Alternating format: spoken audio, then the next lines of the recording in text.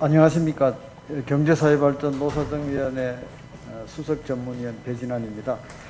대전발전연구원 경제활력포럼, 그래서 청년 취업과 창업을 위한 전문가 대토론에 제가 제2세션 사회를 맡게 돼서 굉장히 뜻깊게 생각을 합니다.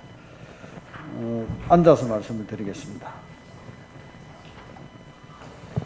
우선 이 시간, 오늘 귀한 시간 내셔가지고 발제해 주시기로 하신 분을 소개 올리겠습니다.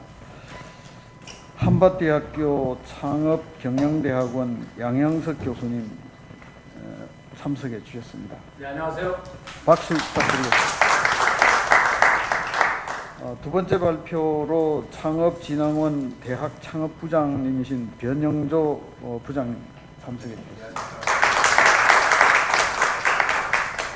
그리고 창업 성공 사례로 알파밴딩 최훈민 대표님 참석해 주셨습니다. 박수 부탁드리겠습니다.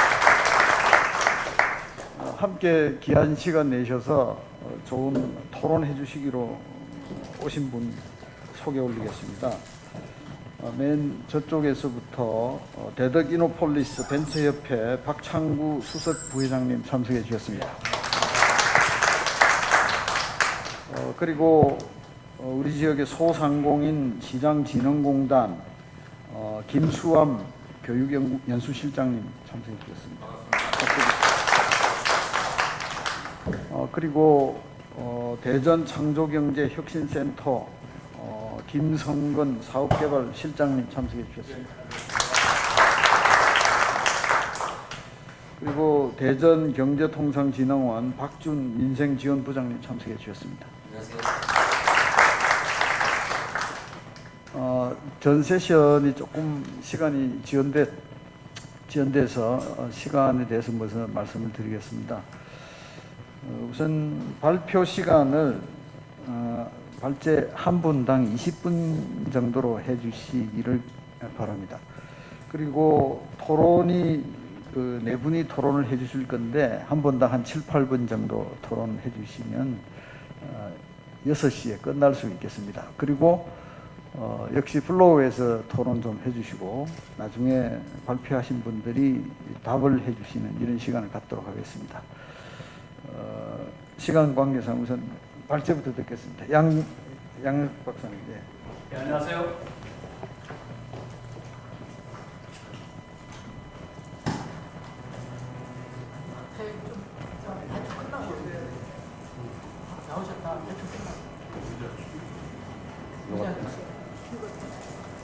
들고 다니. 그 이동이 돼요.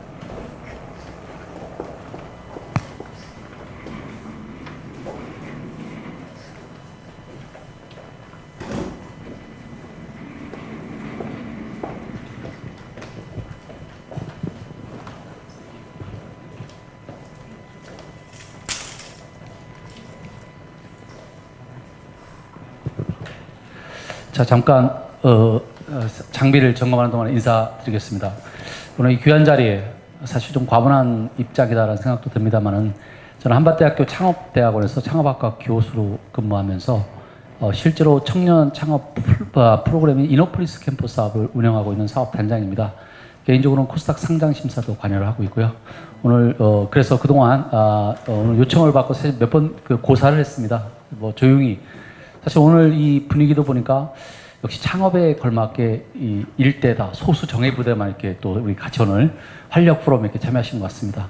느낌도 일단 창업이고요. 제가 저의 경험을 가지고 오늘 한번 여러분과 공유를 한번 해보도록 하겠습니다. 미리 말씀드릴 것은 우연의 일치인데요. 전혀 주최 측의 어떤 시나리오는 아니었는데 오늘 마지막 발제대로 나온 우리 최훈민 알파밴딩 대표가 마침 저희 프로그램에 제가 쿠킹을 하고 투자를 지금 이어가고 있는 사례라 아마 또 양쪽에서 좀 느낄 수 있지 않을까 생각이 듭니다.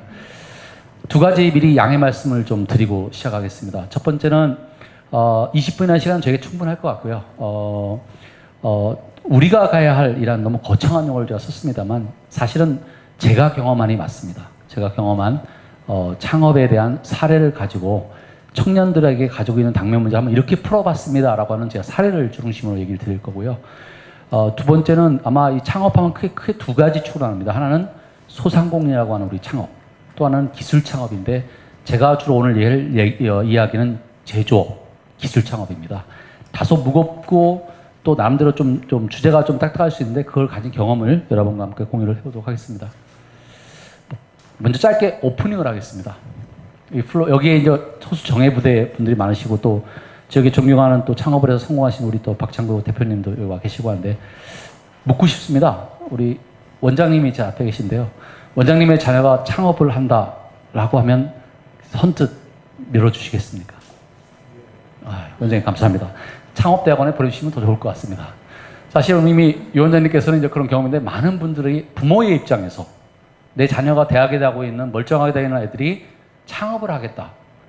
사실 쉬운 선택은 아닐 겁니다. 저 자신도 사실은 창업을 가르치고 또 같이 고민하고 있습니다. 매우 쉽지 않습니다. 그 이유 중에 하나가 우리가 예전에 어르신들 말이 사업하면 뭐 3대가 망한다. 집안 말아먹을 일 가장 빨리 쓰는 사업해라. 뭐 이런 상당히 우리가 전통적으로 그런 개념에 많이 좀 이렇게 억눌려 있었습니다. 그런데요, 이렇게 어렵고 힘든 창업을 지금 나라는 권유를 하고 있습니다. 오늘 이 주제도 청년 창업이라는 테마입니다. 창업을 해야만 된다. 그래서 이렇게 힘들고 어려운 일을 부모들이 선뜻 내게 하지 않는 일을 만약에 여러분들이 선뜻 내게 한다면 제가 지금 강의를 하고 있는 창업대학원은 아마 경쟁률이 한 3대1 정도 돼야 될 것 같습니다. 근데 물론 정원은 넘깁니다만 와서 상당히 버티기 힘들어합니다. 그럼 이렇게 힘들고 어렵고 위험한 일을 왜 정부는 권유해야 될까요? 잠깐 오프닝을 좀 해보겠습니다. 이미 여기 아는 계신 우리 전문가분들은 잘 아실 겁니다. 뭐 청년 실업 오랜 얘기인데요. 2000년대를 기점으로요. 우리의 큰 경제 패러다임이 변했습니다. 이렇게 아시다시피 우리가 7, 80년대 여기 은사님도 와 계십니다만은 80년대 대학 졸업할 때 되면 기억하시겠습니다만 여기 좀 연륜이 좀 있어 보이시는 분들은 대학 4학년 때 되면 우리 뭐 대표님 기억을 좀 더듬어 보면 취업 원서들이 그래도 꽤 많이 왔어요. 그죠? 그래서 그때는 뭐냐면 대기업이나 은행 원서들을 쫙 싸놓고 성적 순서대로 이렇게 줬던 기억이 납니다. 맞죠, 교수님? 그런데 그런 것들이 요즘은 서울대에도 없습니다. 제가 카이스트 강의를 지난 학기부터 한 학기씩 강의를 하고 있는데요. 취업난이 얼마나 심한지 사실은 그런 인재들한테도 좋은 취업 기회가 오지 않고 있습니다. 왜 그럴까요? 그 생각해 봤어요. 우리나라가 그럼 경제 규모가 후퇴했나? 경제 규모는 80년대에 비해서 거의 10배, 15배 이상 성장을 했습니다. 그럼에도 불구하고 일자리는 또 없어졌습니다. 저는 그것이 결국은 경제 구조에서 찾고 싶습니다. 예전에는 7, 80년대는 대기업들이 1년에 3만 명, 4만 명, 5만 명씩 뽑을 수가 있었습니다. 대기업이 뽑으니 은행이 또 한 1만 명, 2만 명씩 뽑을 수 있었습니다. 가장 큰 이유 중에 우리 원장님 아까 창업을 좀 기꺼이 시키겠다고 하셨으니까 70년대 좀 돌아가 보면 아마 그때도 원장님께서도 결혼 안 하셨을 때인가요? 네, 청년 시절 한번 더듬어 보면 우리가 치약 한번 생각해 치약의 종류가 많았나요? 언뜻 떠오르는 단어 70년대 우리 브라운전간에 나왔던 치약 광고의 회사 이름은 혹시 기억합니까? 럭키기입니다. 고무신? 말표 고무신. 네, 좋습니다. 아주 그 내공을 확 보여주셔서 너무 좋은데 7, 80년대만 해도 거의 한 대기업 제품이 전 시장 매스 프로덕션, 매스 컨섬션 이루어진 시대였습니다. 그때는 럭키 치약 입장에서는 얼마든지 고용해도 20, 30년 고용 부연했습니다. 계속 시장이 그만한 사이즈로 계속 존재해줬습니다. 그걸 우리는 파레토 시대라고 합니다. 그때만 해도 일자리가 많은데 문제는 2000년대 이후에 세 가지 변화가 옵니다. 첫 번째는 IMF를 겪으면서요. 우리나라 사람들이요. 돈이 참 많아졌습니다. 역설적으로. 그러다 보니까 사람들이 저 시대에는요. 70, 80년대에는 사실은 우리가 일하느라고 소비할 시간이 없습니다. 일요일도 일했습니다. 맞습니까, 원장님? 일요일도 월요일. 죄송합니다. 질문을 제가 원장님 아이 컨택트를 많이 하는데요. 3교대, 4교대 일을 했습니다. 동네 슈퍼 가서 시장 갈 일 별로 없었어요. 그죠? 동네 마트에 가면 그냥 누구나 다 치약하면 럭키 치약 샀습니다. 사람들이 소비할 시간이 없어요. 근데 2000년대 들어오면서 큰 변화 중에 우리가 주 5일제가 도입이 됩니다. 사람들이 이제는 생산이 아니라 소비하는 시간이 늘어났습니다. 왜 치약은 매일마다 럭키 치약이 하면 돼? 뭐 특정 좀 제품을 브랜드 홍보하는 건 아니고요. 지금 마트에 가보시면 치약이 수많습니다. 엄청나게 많습니다. DIY 치약까지 따지고 보면요. 치약의 종류가 그렇게 많을 수가 없습니다. 치약이 왜 이렇게 많아졌냐? 사람들이 소비를 하면서 자기 선호를 드러냅니다. 시장이 작아진 겁니다. 더군다나 이걸 또 가속화시킨 것 중에 하나가 인터넷 쇼핑이라는 것이 들어옵니다. 2000년대 초반에. 사람들이 무한 정보, 무한 가격 정보에 노출되기 시작합니다. 소비자들이 끌고 가는 시장으로 바뀌자마자 시장은 엄청난 세그먼트가 일어나고요. 이제 기업들은 뭐냐면 5년, 10년 먹거리를 계속 만들기가 어렵습니다. 그것이 고착화되다 보니까 이제 대기업에 의해서 평생 고용하는 시스템은 기업의 생리상 쉽지 않다는 겁니다. 그러다 보니까 이제 안정된 일자리, 고용을 많이 고용할 수 없는 거죠. 대신 희소식이 하나 있습니다. 시장이 작아졌기 때문에 대기업이 들어오지 않지만 이게 기존 기업한테는 또 다른 창업의 기회가 되는 겁니다. 그러다 보니까 많은 사람들이 급변하고 짧게 마치 치타처럼 빨리 변해나가는 이러한 시장에 잡을 수 있는 창업 기회가 생긴 겁니다. 이제는 청년들이 안정적으로 20, 30년 고용하는 일자리를 우리가 바랄 수는 없지만요. 자기들이 만들어서 그 시장을 개척해야 되는 시대가 됐기 때문에 이제 창업은 운명이다라고 합니다. 이제 청년 일자리가 다시 더 들어와서 3만 명, 5만 명 할 거다라고 생각하는 것은 약간은 환상이다라는 겁니다. 더 중요한 건요. 여러분의 자녀, 또 우리 2세들이 가야 될 그 시기를 보니까요. 부자가 되려면 반드시 기업인이 되어야 된답니다. 근데 우리 한국이요. 창업을 이렇게 부르짖어야 또 하나 이유가 있습니다. 미국과 한국 똑같이 우리나라 선진국에 들어간 게요. 100대 부자 안에 기업인이 이제 꽉 찼습니다. 예전만 해도 여기에는 우리가 힘들었던 시절 뭐 군에 관련된 분들이나 이런 분들이 100대 부자 안에 들어갔으면 강남 땅 부자. 이제 이런 것들이 사라지고 실제로 사업을 명의하시는 분들이 1등부터 100등까지 주식 부호들이 부자에 등록합니다. 근데 문제는 한국과 미국의 가장 차이점 중에 하나가 한국은 아직도 상속인들이 많다는 겁니다. 그에 반해서 이스라엘이나 미국은 창업자가 지배적입니다. 근데 한 가지 굿뉴스는요. 우리나라도 이 수치가 증가를 하고 있습니다. 처음 조사할 2008년도에는 20명, 지금은 한 30명까지 증가를 하고 있습니다.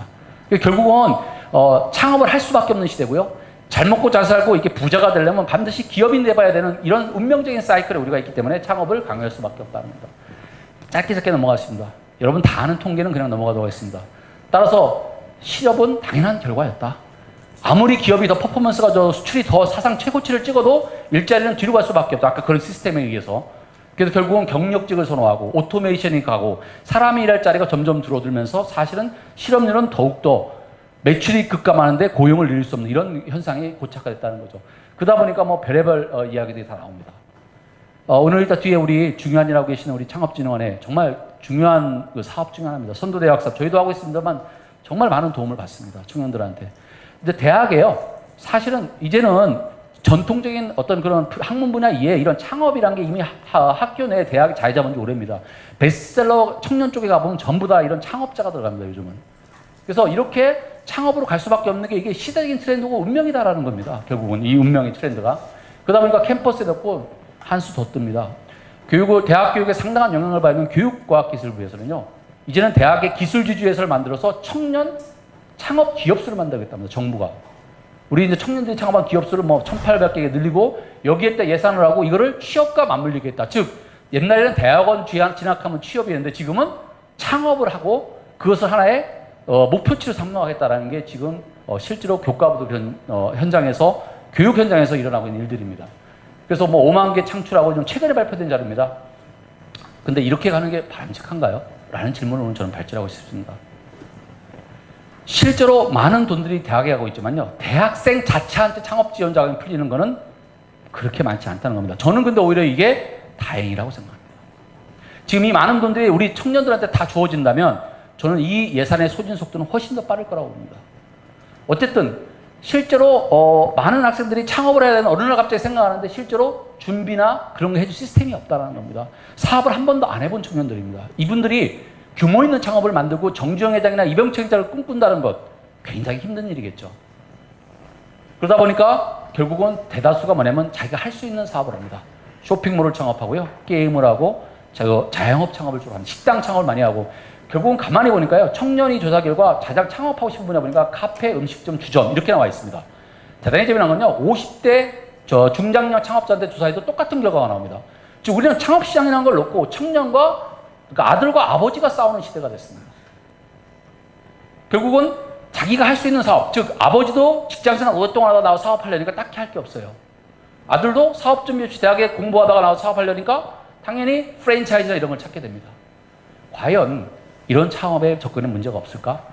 실제로 많은 조사에 의하면 대부분이 다 창업하자마자 망한다는 겁니다. 훨씬 더 빨리 망합니다. 근데 훨씬 더 빨리 망하면 그래도 좀 덜합니다. 조금 그냥 듬성듬성 되는 게 문제입니다. 듬성듬성 되는 거는 말하자면 돈을 끊임없이 쏟아부어야 됩니다. 자기 혼자 먹고 사는 창업에 투자가들이 돈을 투자하지 않습니다. 그럼 자기 신용과 자기 계속 아까 우리 위원장님께서 기꺼이 내 자녀를 창업하게 만들겠다고 하셨지만 실제로 만약 이런 상황이 벌어진다면 많은 부모들은 후회를 하게 될 겁니다.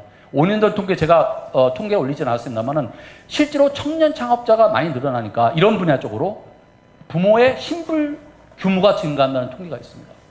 즉 많은 아들과 딸들이 실제로 창업을 하지만 결국 자기의 신용이 없기 때문에 자기가 하고 싶은 사업을 계속하려면 누군가의 돈을 땡겨와야 되고 그거는 결국 집안에 능력 있는 분들을 끌어들일 수밖에 없는 전통적인 창업의 문제점이 드러날 수밖에 없는 구조라는 겁니다.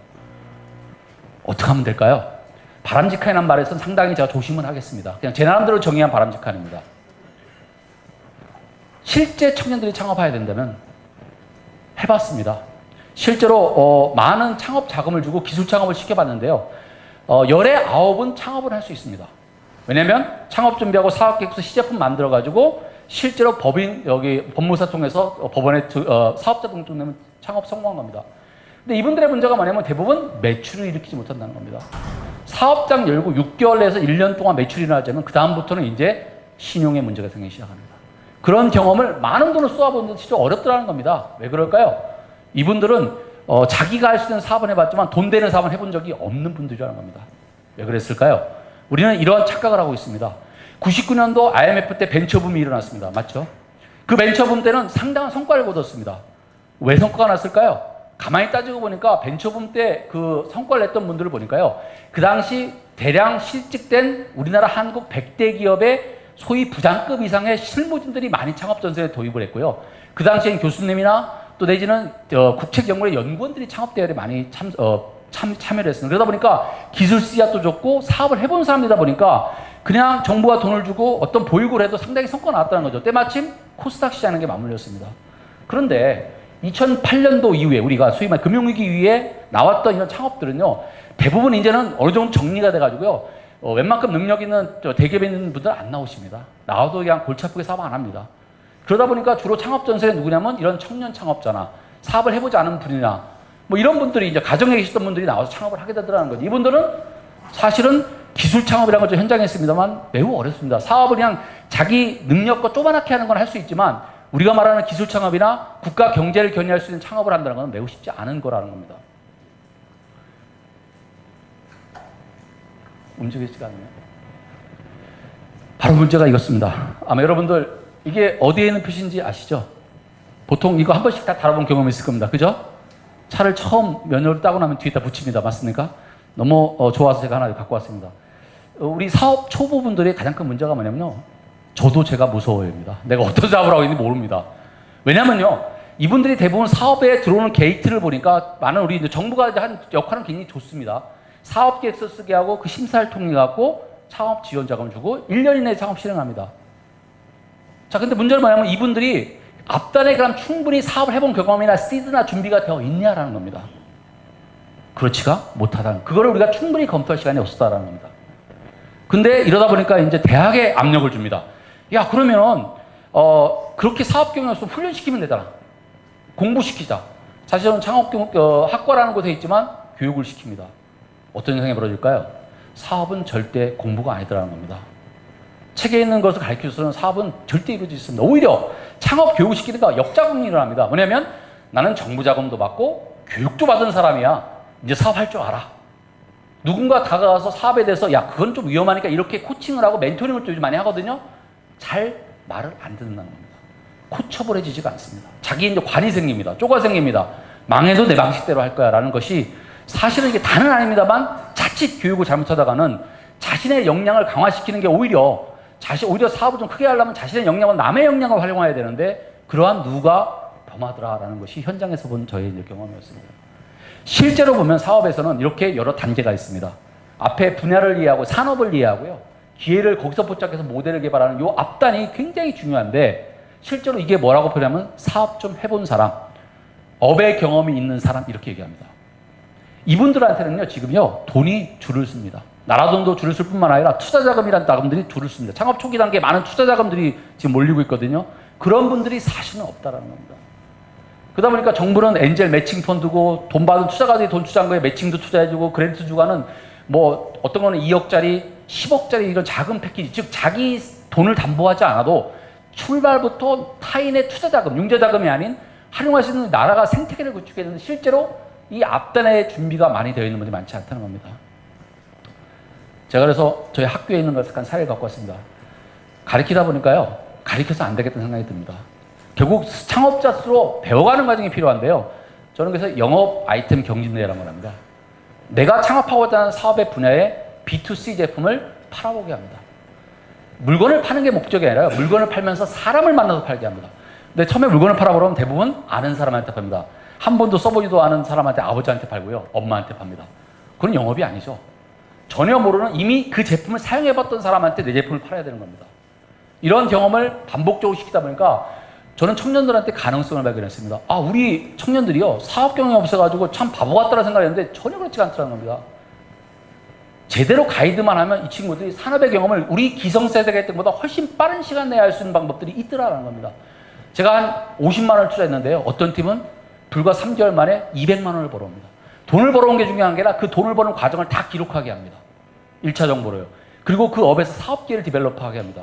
실제로 전환학교에 카이스트 강의할 때 이 방법을 적용해 봤더니요. 카이스트 학생들이 사실은 대부분 많이 교대 캠퍼스에서만 머뭅니다.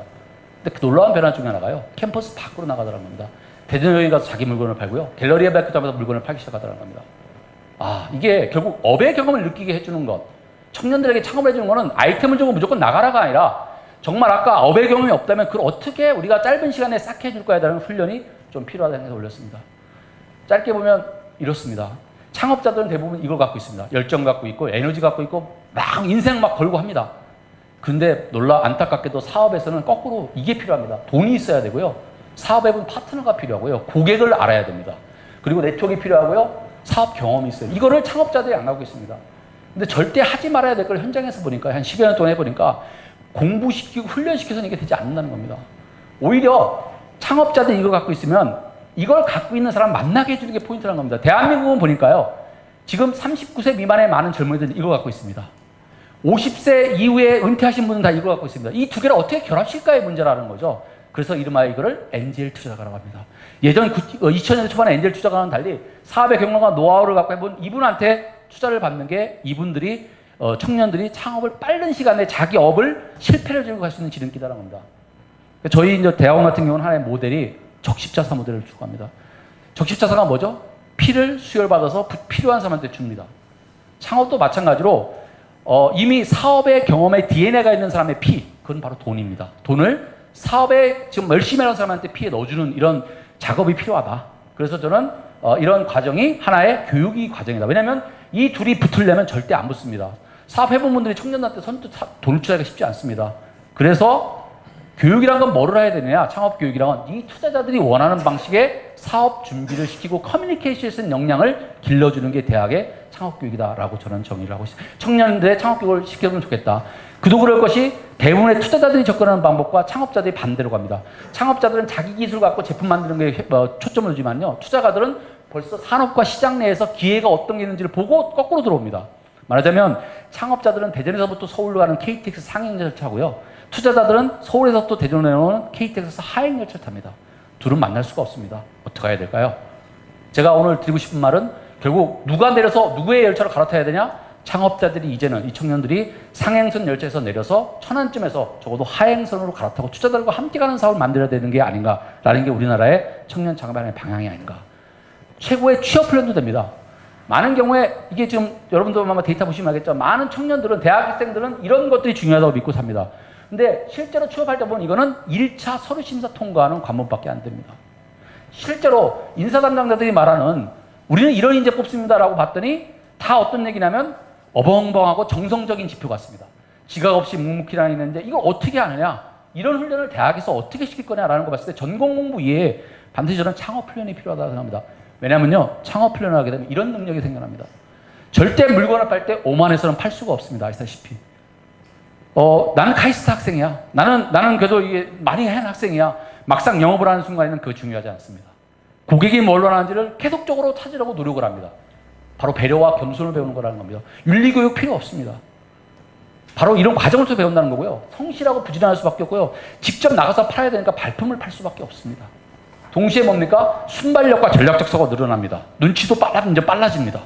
실제로 창의성도 늘어납니다. 결국 이런 것들이 결국은 나중에 이제 결국 수업 시간에 뭐를 갖고 와서 글쓰기와 말하는 능력을 기릅니다. 계속적으로 당신이 만난 영업, 고객 정리해서 발표시키고요. 그들을 어떻게 설득했는지 쓰기 능력시키면 글쓰기와 말하기 능력이 생겨나니 사실은 이건 기업들에서 진짜 원하는 그런 인재가 되지 않나라는 생각도 들고요. 또 하나는 창업이라는 과정은 대단히 재미나게요. 어느 한 분야만 해서는 안 됩니다. 기술을 이해해야 되고요. 물건을 팔 때. 반드시 사업 기회라는 기획을 할 줄 알아야 되고요.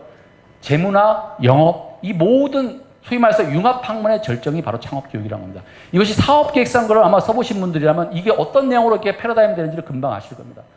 이런 근간으로 저는 리더라는 말 대신에 사장이라는 말을 쓰고 싶습니다. CEO가 되는 자질 훈련이 바로 이런 과정을 통해서 나오지 않냐. 물론 많은 분들은 경험을 통해서 천천히로 타고나기도 하지만 이제는 타고난 거 이외에 모든 사람들이 한 번씩 사장을 해봐야 되는 시대가 됐기 때문에 이런 훈련의 기법이 필요하지 않나라는 생각이 듭니다. 그래서 오늘 이제 이따 사례해도 되겠지만 좀 마무리를 하겠습니다. 시간이 제가 지금 됐습니까? 이제 마무리를 하겠습니다. 그래서 저는 기존의 창업 정책이요. 주로 이런 돈을 사업계획서 중심으로 심사했다면 앞단 이쪽에 투자자들 끌어들여서 투자자와 함께하는 창업을 만드는 플랫폼을 갖고 있습니다. 이게 이름하여 창업 아이템 검증 프로그램입니다. 그래서 시장에 있는 돈을 가진 투자자들을 끌어들여서 창업자들과 본딩을 하는 프로그램입니다. 그래서 이분들에 의해서 발굴되고요. 검증, 보강을 해서 자기들이 처음 마중물 투자를 하고 그 다음 투자로 연계해가는 시스템을 대학에서 만들어 오고 있습니다. 실제로 프로세스도 다 되어 있습니다. 이 프로세스 안에는 실전 프로세스가 노란 건데 바로 오늘 사례를 발표하게 될 우리 그래서 결국 이런 내용들을 보강해 나갑니다. 실제로. 이런 내용들 하나씩 보강해 나가면 현장에서 멘토들과 실제로 보강이 되면 처음엔 자기가 생각하는 사업 계획서를 갖고 오지만 나중에는 실질적인 사업 준비와 실행에 대해서 팀이 만들어지고요. 레퍼런스가 만들어지기 시작합니다. 죄송합니다만 오늘 발표자의 허락도 안 받고 제가 썼습니다.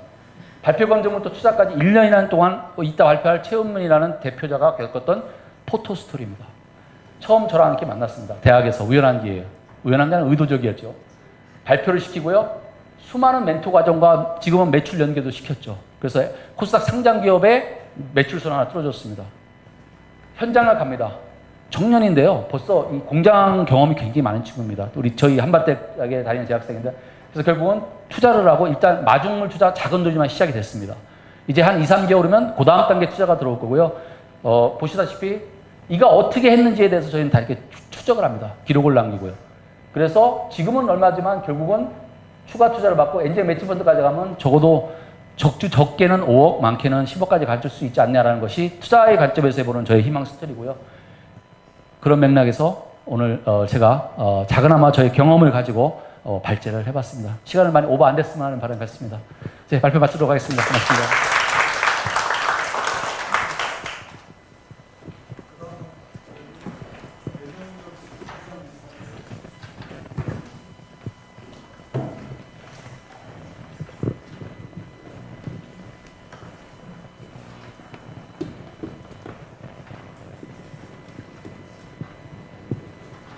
네, 안녕하세요. 저는 들어보셨을 수도 있을 것 같습니다. 대전의 창업진흥원이라는 창업지원 전담기관입니다. 중소기업청의 산하기관이고요.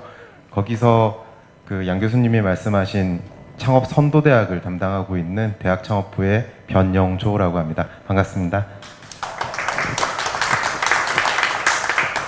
앞서 이제 양영석 교수님 강의를 잘 들으면서 이 생각을 해봤습니다. 군대, 듀엣가요제, 복면가왕. 혹시 앞단의 상황하고 지금 이 세 가지 이 단어들하고 어떤 공통점이 있는지 혹시 아시는 분 있으세요? 군대는 줄 잘못 쓰면 어떻게 되죠? 듀엣가요제도 잘 부르는 가수 뒤에 있으면 복면가왕도 마찬가지입니다. 저 꼬였습니다. 앞단에 너무 많은 좋은 설명들을 해주셔가지고요. 제가 이렇게 준비해온 내용들이 어떻게 보면 조금 청중들에게 지루하게 느껴질 수도 있을 것 같습니다. 하지만 최선을 다해서 현재 저는 데이터 중심으로 이제 좀 설명을 드릴 건데요. 제가 오늘 이 대전발전연구원을 좀 오게 되면서 제가 조금 늦었습니다. 요새 저희가 좀 회의가 잦고 그래가지고 막 오면서 내비게이션에 대전발전연구원을 쳤습니다. 아이나 뭐라는 회사인데요. 안 나오는 겁니다.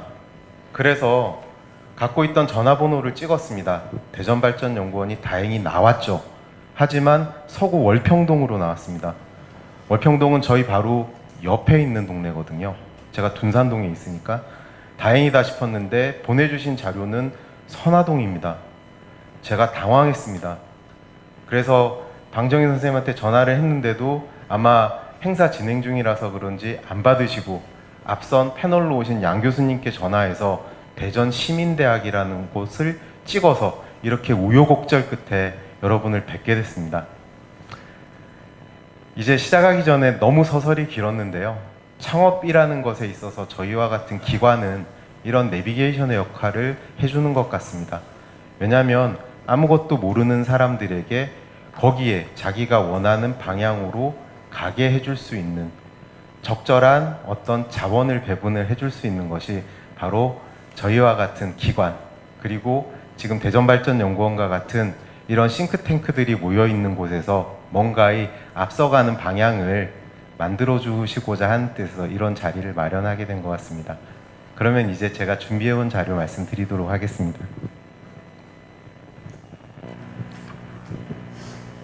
제가 약간 옆에서 말씀드리겠습니다.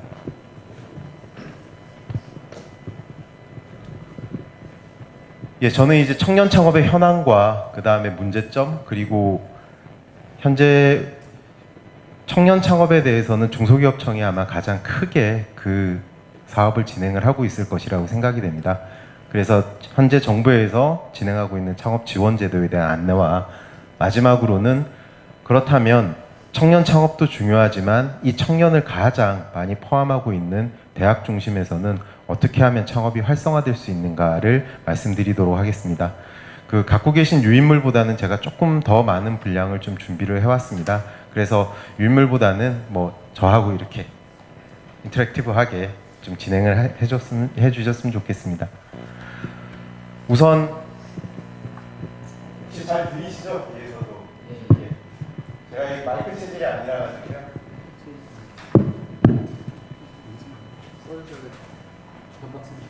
이것 때문에 써야 돼. 아, 써야 되나요? 목소리가 훨씬 좋습니다. 아, 예. 지금 이제부터 말씀드릴 내용은 저희가 매년 조사하고 있는 창업기업 실태조사에 관련된 데이터입니다. 현재 우리나라에는 약 160만 개의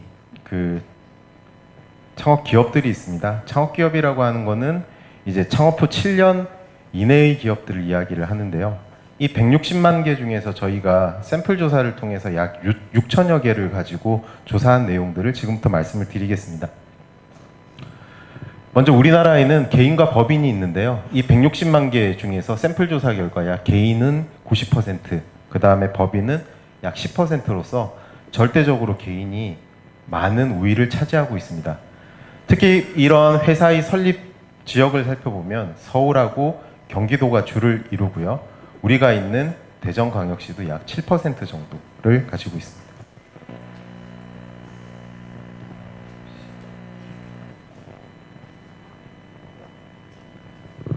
예, 그 다음에는 지금 2014년 창업 기업 수를 보시면은 3년 미만을 보통 저희들은 초기 창업 기업이라고 합니다. 굉장히 어린 기업들이죠. 보통 이 3년을 못 넘기고 기업들이 많이 자빠지게 되어 있습니다.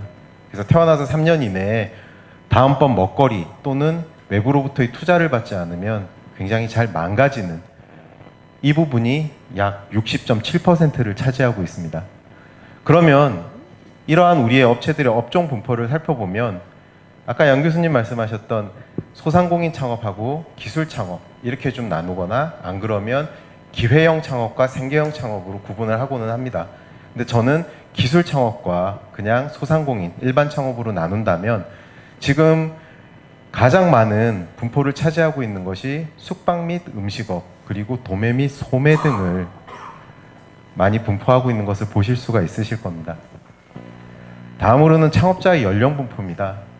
이제 오늘 하는 내용과도 좀 유사한 부분인데 과연 젊은 패기에 어떠한 역량을 가지고 청년 창업을 하는 것이 과연 성공률이 높을 것인가에 대한 의문은 지금도 계속 학자들이 연구를 하고 있는 상태입니다. 하지만 우리 데이터를 보시게 되면 기본적으로 40에서 50대가 약 70%를 차지하는 것을 보실 수가 있습니다. 이것은 왜 그렇냐면은 기존에 여러 학자들이 연구를 한 내용들은 자신이 해당하는 당업, 본인의 업무에서 약 10년 이상 일을 하고 그 업무와 관련된 창업을 하였을 때 실패율이 가장 적다라는 그러한 연구 보고서들이 많습니다. 그러한 것에 대한 방증으로 보시게 되면은 주로 40에서 50대 사이에 창업하는 기업들이 많다는 것을 보실 수가 있습니다. 다음으로는 창업자의 학력 부분입니다. 상관관계나 이런 거에 대한 정확한 데이터는 제가 조사하지는 못했지만 기본적으로 보면 고등학교 이상의 고학력자들이 주로 창업을 많이 하시는 것을 볼 수 있습니다. 다음으로는 창업자의 전공 분포입니다.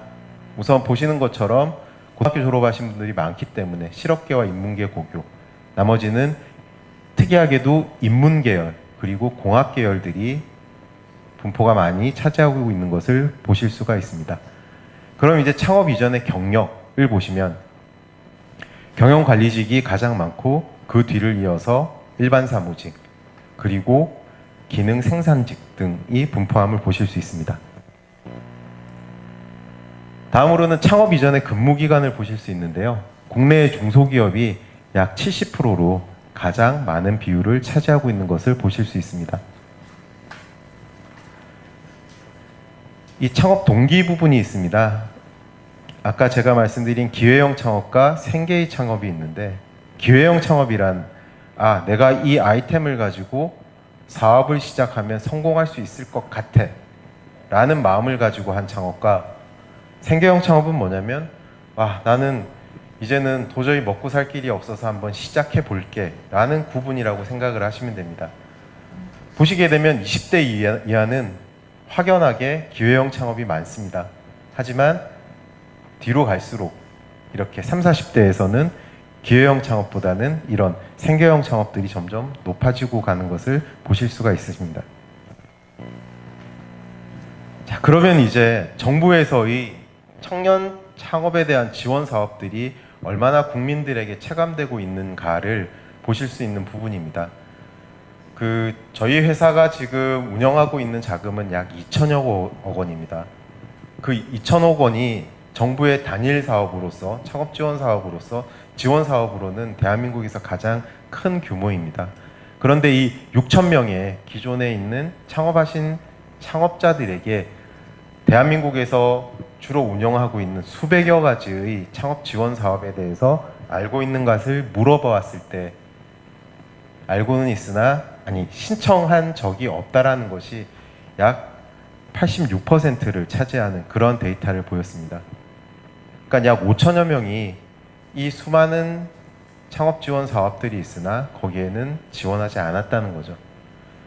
약 12% 정도가 정부 지원 사업의 혜택을 받은 것입니다. 지원받은 분야는 자금 지원이 가장 많습니다. 이 뒷단에 제가 말씀드리겠지만 저희 진흥원에서 진행하는 사업들은 창업 교육부터 창업 지원까지 굉장히 큰 스펙트럼을 갖고 지원을 하고 있습니다. 그 중에서도 자금 지원이 가장 큰 부분인데요. 마찬가지로 이 중소기업을 운영하는 이분들이 정부의 지원을 받은 분야는 자금 지원 분야가 가장 큽니다. 연령별 분포는 다음과 같고요. 그러면 창업 지원 사업에 왜 신청하지 않았느냐라는 부분을 여쭤봤습니다. 답은 이 두 가지를 보실 수가 있는데요. 하나는 아예 몰라서 이 부분이 약 50%고 30%는 알지만 내가 그다지 필요하지 않아서입니다. 그러면 다음으로는 청년 창업의 문제점에 대해서 한번 살펴보도록 하겠습니다. 한국일보의 기사에 나온 것인데요. 30세 미만의 창업 증감률은 다음과 같이 보여집니다. 하지만 이러한 분들이 창업의 걸림돌이라고 생각한 부분이 다음과 같습니다. 가장 큰 부분은 내가 실패하면 무엇을 할까라는 부분이고요. 이것은 실제로 저희가 지원하는 대학들에도 마찬가지입니다. 이제 언론이나 이런 데에서는 창업을 진행하다가 실패를 하게 되면 신용불량자로 전락한다라는 그런 부분들이 굉장히 큽니다. 그리고 제가 있던 어린 시절에도 사업하면 그 부침이 너무나 명확해서 어느 날은 벤츠 타고 다니다가 갑자기 다음 날은 사글세빵으로도 갈 수 있는 이런 어떤 인식들이 굉장히 내려온 것이죠. 근데 하지만 지금은 조금씩 달라지고 있습니다. 그 이유가 아까 이제 양 교수님은 교육이라는 부분을 말씀을 하셨는데 이제 저는 집행하는 집행기관으로서 교육을 지속적으로 받게 되면 물론 교육이라는 것은 교육학을 전공하시는 선생님들도 계시겠지만 창업이라는 것은 교육 분야와 훈련 분야가 조금 구분이 됩니다. 그 내용은 뭐냐면 교육이라는 것은 창업하면 망할 수도 있어요. 망하면 힘들어요. 이러한 어떤 부정적인 측면을 갖는 것이 아니라 창업을 하게 되면 기업가 정신이 고양되고 그러한 기업가 정신이 회사를 가서도 리더로서의 자질을 갖추어 줄 수 있는 좋은 영향을 주고 기업가가 가지는 국가 경제의 양의 영향을 미친다라는 것이 교육의 파트라고 생각을 하시면 됩니다. 그럼 다음으로 훈련의 파트라는 건 뭐냐면 그러한 좋은 인식을 가지고 실제로 창업을 할 수 있는 어떤 툴을 갖게 되는 건데요. 사업계획서를 잘 쓰는 방법이라든지 아니면 가격 정책에서의 프라이싱을 하는 방법이라든지 아니면 마켓을 만드는 방법이라든지 이런 것들을 훈련 과정을 통해서 만들어지게 되는 것입니다. 제가 서서히 조금 또 빠져나갔는데요. 실제로 장현숙 박사라는 이 한국무역협회에서 대학원생을 대상으로 현재 우리나라에서 느끼는 창업의 애로사항에 대해서 조사를 한 보고서가 있습니다. 주로 이제 이 부분들은 창업을 중심으로 하려는 학생들을 대상으로 조사를 해서 보시면 우리나라에는 너무나도 많은 창업 지원 프로그램이 있다. 그리고 각각의 신청 절차와 정산 방법이 복잡하다. 이러한 부분이 너무 힘들다라는 내용입니다. 그리고 두 번째는 학내에서 창업하는 것으로 굉장히 이 부분의 한계를 느끼고 자신의 신분이 대학생인 만큼 좋은 인력 채용과 그 다음에 자금 조달이 굉장히 힘들다라는 것이 두 번째였습니다.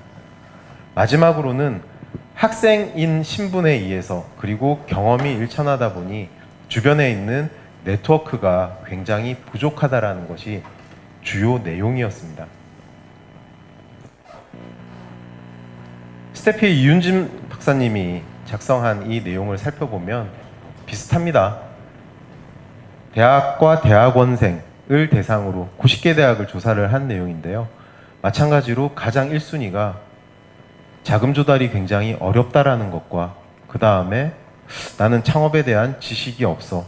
그리고 내비게이터가 없다라는 얘기죠. 내가 무언가를 하고 싶은데 그거를 알려줄 사람이 없다라는 것이 1, 2, 3위를 차지를 하고 있습니다.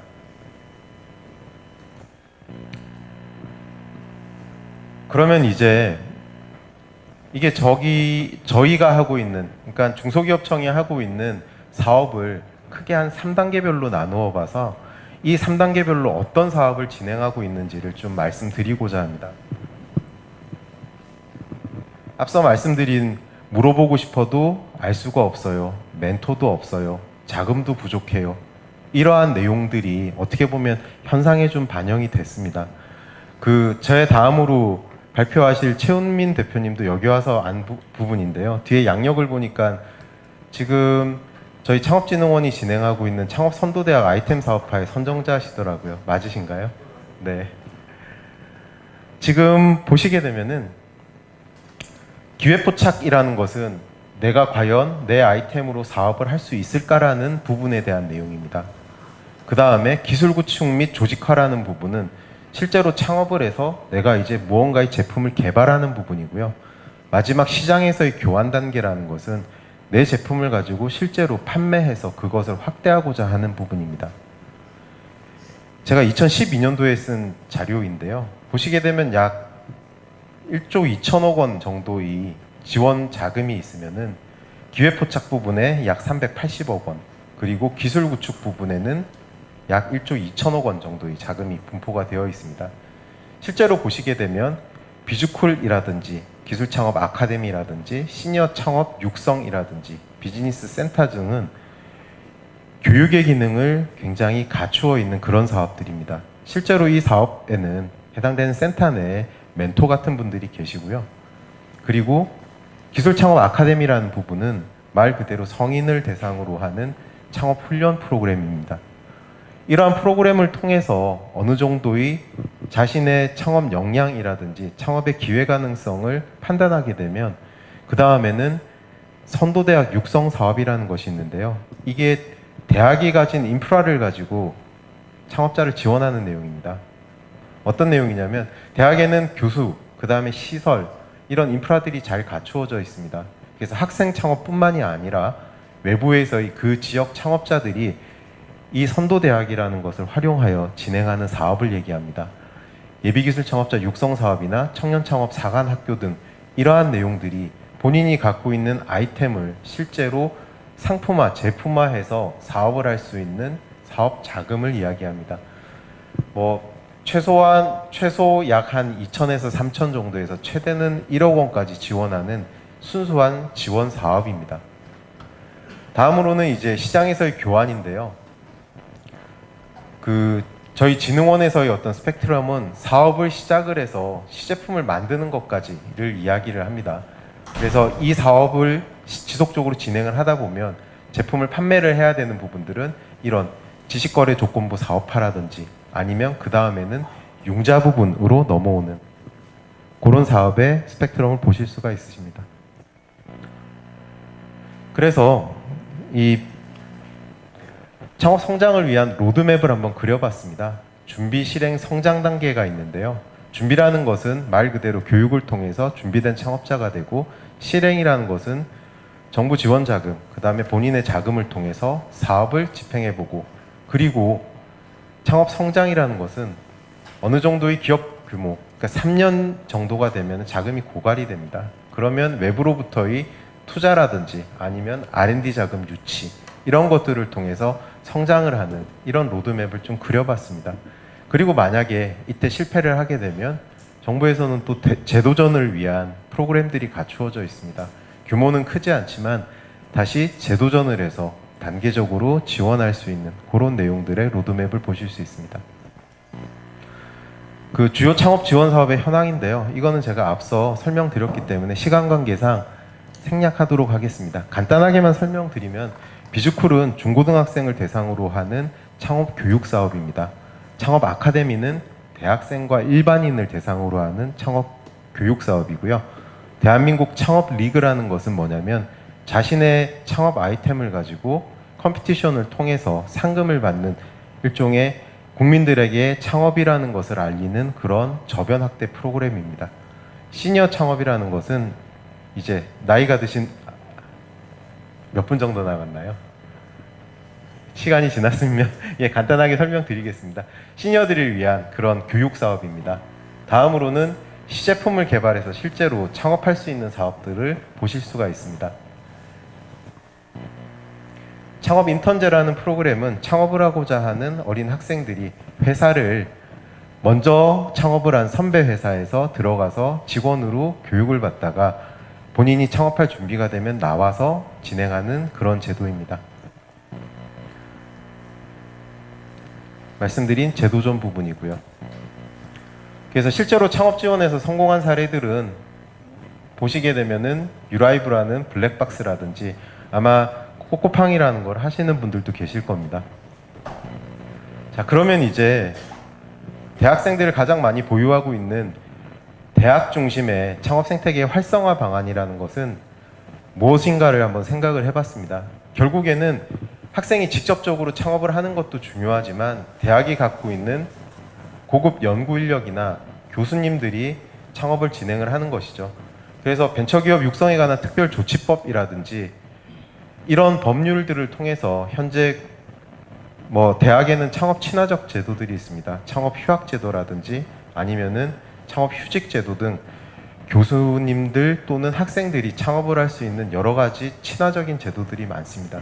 그 제도를 활용을 해서 교수님들이 좋은 양질의 아이템을 가지고 계신 네트워크를 통해서 창업을 어느 정도 성공시키고 나면 이것을 매각해서 전수를 해주시거나 아니면 학생에게 그냥 넘겨서 진행되는 이런 선순환 구조에 대해서 한번 생각을 해보게 되었습니다. 이게 어떻게 보면 뭐 저희 사업에 대한 안내일 수도 있는데요. 만약에 창업을 원하시거나 지원을 바라시는 분들은 대한민국에서는 이런 창업 지원의 포털 사이트들이 많다라는 것을 보실 수 있고요. 그리고 법인을 설립할 경우에는 집에 앉아서 실질적으로 클릭만으로 법인을 설립할 수 있을 만큼 대한민국은 창업 친화적인 제도들이 잘 갖춰져 있습니다. 이 부분까지는 시간 관계상 좀 생략하도록 하겠습니다. 현재 말씀드렸던 대학이 현재는 얼마나 창업에 친화적으로 되어 있는가에 대해서는 이러한 창업학과라든지 창업 강좌라든지 그 다음에 창업 동아리라든지 지금 보시면 약 한 4만 명의 창업 동아리 회원들이 있습니다. 이렇게 대학이 창업이 가지는 선 기능을 갖도록 하기 위하여 현재 많은 노력을 하고 있다는 것을 보실 수 있고요.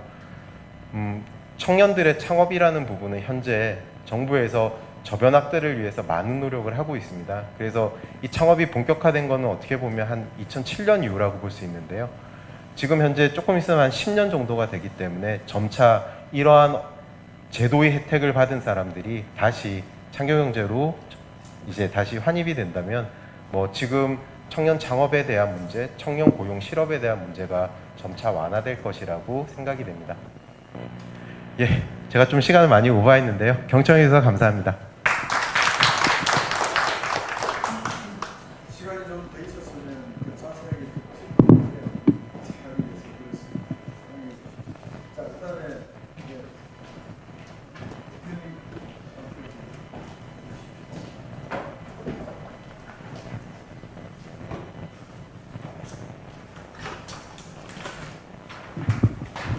예, 안녕하십니까. 알파비닝 최은민 대표라고 합니다. 우선 이렇게 귀한 자리에 참석할 수 있게 영광을 주신 거에 대해서 너무 감사드리고요. 제가 솔직히 말씀드리면 여기 왜 이 자리에 나와서 발표를 해야 되는지 잘 모르겠습니다. 창업은 하긴 했는데 아직 성공 사례까지는 아닌 거라고 생각을 하는데 그래도 일단 창업은 했으니까 이 자리에 설 수 있었던 것 같습니다. 아무튼 지금부터 발표를 시작해 보겠습니다. 참고로 제가 이제 말주변이 없어가지고 앞에서 잃어버린 시간들은 제가 찾아드리겠습니다. 걱정하지 마십시오. 저는 일단 84년생 올해 나이 33이고요. 대전 동산고등학교를 졸업했고 대전대학교 폐지과를 다니다가 여긴 내 길이 아닌 것 같다고 해서 빨리 포기하고 자퇴를 했습니다. 그래서 이제 군대 갔다 와서 제대하자마자 알파 고주파 밴딩이라는 데서 이사를 했고 약 10년 정도 공장장으로 일을 하다가 이제 아까 말씀드린 뭐 기회형 창업, 그 생계형 창업이라는 게 있는데 그건 생계형 창업으로 그 2014년 6월달에 이제 직장에서 퇴사를 했고요. 그 다음에 이제 2014년 7월에 바로 알파 밴딩이라는 개인 사업자 창업을 했습니다. 창업을 했고 그리고 어제 등기가 나왔습니다. 어제 그 알파 고주파 밴딩이라고 해서 이제 자본금 2억에 법인으로 사업자를 전환하게 됐습니다. 제가 하는 일이 이런 겁니다. 이게 H림이라든지 각관이라든지 이렇게 철강 원자재를 이런 모양에 맞게 설계 도면에 맞게 휘는 작업을 하는데요. 솔직히 말씀드리면 이런 구조물들이라든지 이렇게 곡선형으로 들어가는 그런 아이템들에 저희 이제 밴딩이라는 게 접목이 되는데 제가 처음에 그 알파 고주파 밴딩이라는 걸 창업하기 전에 창가 고주파 밴딩에서 일을 했던 이유는 군대를 갔다 오긴 했는데 갔다 와서 이제 제대로 된 직장이 있는 것도 아니고 그렇다고 학벌이나 스펙이 좋은 것도 아니고 도대체 난 뭘 해야 될까 하다가 고등학교 은사님이 이제 제가 좀 기계라든지 그런 거 만지는 걸 좋아해가지고 자기가 아는 사람이 있는데 거기 회사 공장장이더라 한번 가서 일해보지 않을래 해서 저는 맨 처음에 들어갔는데 저는 그 공장이라고 해서 뉴스에 나오는 그 삼성 반도체 공장이라든지 그런 깨끗한 환경의 그런 공장인 줄 알고 갔습니다. 근데 거기 막상 가보니까 정말 그 철공소 개념에 시커먼 검정 묻어있고 막 그런 환경에서 나 이걸 과연 할 수 있을까? 했는데 일단 은사님이 소개시켜 주신 거니까 열심히 일을 한번 해봤는데 그 안에서 기회가 보이더라고요. 제가 지금 저도 어린 나이지만 제가 만약에 40, 50대 정도의 나이가 됐을 때 과연 국내에서 제 나이 또래 사람들이 용접이라는 걸 할 수 있는 사람들이 과연 몇 명이나 있을까? 그러면 난 40, 50대 가서 기술자로서 먹고는 살겠구나. 그런 생각으로 이제 일을 계속 하다 보니까 이런 그 밴딩 사업이라는 데에서 메리트를 많이 느껴가지고 한 10년 정도 일을 하다 보니까 이렇게 기회가 돼서 창업을 하게 됐습니다. 제가 처음에 2014년 6월 달에 창각 고주파 밴딩이라는 회사에서 이제 퇴사를 하고 그 다음 달 7월에 중소기업진흥공단에서 청년도용 창업자금 8억 8천만 원을 융자를 받았고 그 다음에 10월 달에 기술보증기금에서 5탄이요. 청년 지원 자금으로 2억 융자 그리고 벤처 인증 받았고 그 다음에 창업진흥원에서 그 창업선도대학 4,800만 원을 지원받았고요. 그리고 올해 4월 달에 벤처 엔젤 투자로 일단 1차 투자는 1,000만 원을 받은 상태고 6월 달에 추가 이제 투자를 받을 계획입니다. 근데 여기서 제가 이제 생각해 보면은 아까 이제 제가 포커스를 잘못 맞췄습니다. 그러니까 어떤 말을 해야 될지 잘 몰랐었고 어떤 말을 해야 될지 몰랐는데 그 앞에서 이제 발표하시는 이제 분들의 내용을 보니까 내가 이런 식으로 말씀을 드려야겠구나 이 생각이 들어서 잠깐 말씀을 드리자면은 처음엔 다 융자였습니다. 제가 왜 그 중소기업진흥공단이라든지 기술 보증기금에서 이제 융자를 받았냐면은 아까 생계형 창업이라고 말씀드렸지 않습니까? 그때 제가 회사는 매출 1위에 밴딩 업계였는데 정말 그 힘들었습니다. 힘들었고 그 월급도 제때 나오지 않은 상태라서 신용이 정말 밑바닥을 찍었습니다. 그래서 이제 회사를 그만두고 창업을 할 때 돈이 필요하면 제일 먼저 가는 곳이 은행인데 저는 은행에서 당연히 신용이 안 좋기 때문에 대출 같은 거 승인을 받을 수도 없고 서류 자체도 넣을 수 없는 상황에서 어떻게 하면은 그 이쪽 사업에서 하고 있는 싶은데 자금을 만들 수 있을까 해서 뒤져보니까 정부에서 하는 사업들이 굉장히 많더라고요. 근데 한 가지 안타까운 게 제가 처음에 창업선도대학이라는 걸 알았다고 하면은 이걸 안 받았을 수도 있었을 겁니다. 왜 그러냐면은 지금 와서 돌이켜보니까 굉장히 무섭더라고요. 창업이라는 게. 지금 이제 중진공 자금 같은 경우에는 2년 거치 3년 상환입니다. 근데 일반 창업자들이 아직 시제품도 나오지 않은 상태에서 2년이 지나서 3년 동안 1억을 갚으려고 하면은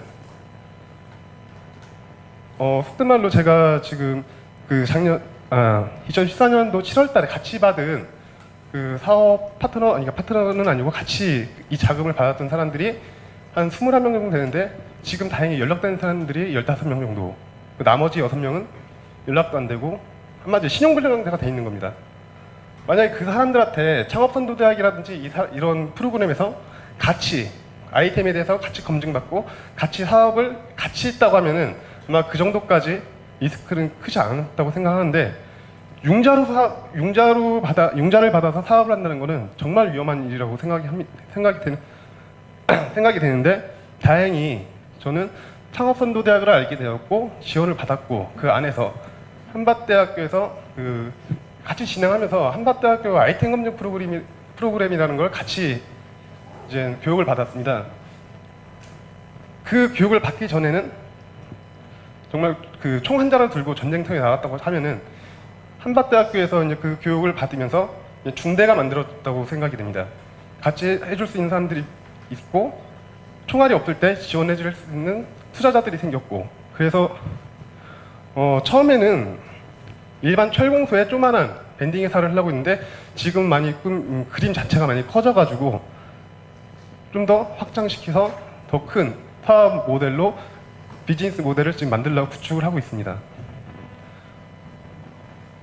제가 이제 그 창가고주파 밴딩이라는 회사에서 경력이 좀 오래 있다 보니까 지금 여기 보시면은 그 공장장님이시고요, 그 부장님 그리고 뭐 기술자문 이사님, 공장장이 두 분이 있는데 나이들이 굉장히 많습니다. 많은데도 불구하고 제 밑에서 같이 일 열심히 해주시고 있고요. 또 그 밑에 사원들 보면은 한밭대학교 학생들입니다. 아까 그 취업에 대해서 이제 1차 섹션 시간에 얘기를 하셨는데 취업이라는 게 솔직히 저는 아까 이제 그러니까 앞에서 발표하신 것도 들어봐도 과연 홍보가 안 돼서 이런 사업들을 모를까? 전 그렇게 생각 안 하고요. 관심이 없는 겁니다. 솔직히 제 생각에는요. 그 제 또래 사람들은 저한테 돌을 던질 수 있다고 생각을 하지만 관심 자체가 없기 때문에 그리고 그 간절함이 없기 때문에 그런 그 여러 가지 지금 뭐 취업하기도 좋고 취업 지원금도 많이 나오고 또 창업할 수 있는 기회를 정부에서도 지원을 해주는데 그걸 모르고 넘어간다는 것은 그 젊은 사람들이 아직까지는 관심이라든지 그런 게 좀 덜하지 않을까 그런 생각이 듭니다. 그리고 제가 그 한밭대학교에서 이제 아이템 검증 프로그램을 하면서 이 프로그램들이 굉장히 좋은 게 제가 잘하는 건 있는데 잘 되는 와중에도 제가 뭘 잘하는지 모르고 하는 것들이 있더라고요. 그런 걸 알아서 캐치해줘가지고 많은 시장 전문가분들하고 같이 상의를 하다 보니까 에버다임이라는 중견 기업도 그렇고 두산 인프라코어, 그 다음에 해성기공, 그리고 충정공고개발 이 업체들이 김포공항이라든지 인천공항, 뭐 제주도의 지금 제주도 공항이라든지 이쪽 그 국내에서는 굉장히 메이저급 건설업체들인데 이 업체들이랑 거래를 할 수 있게 됐고요. 그래서 매출도 급성장을 하게 됐고요.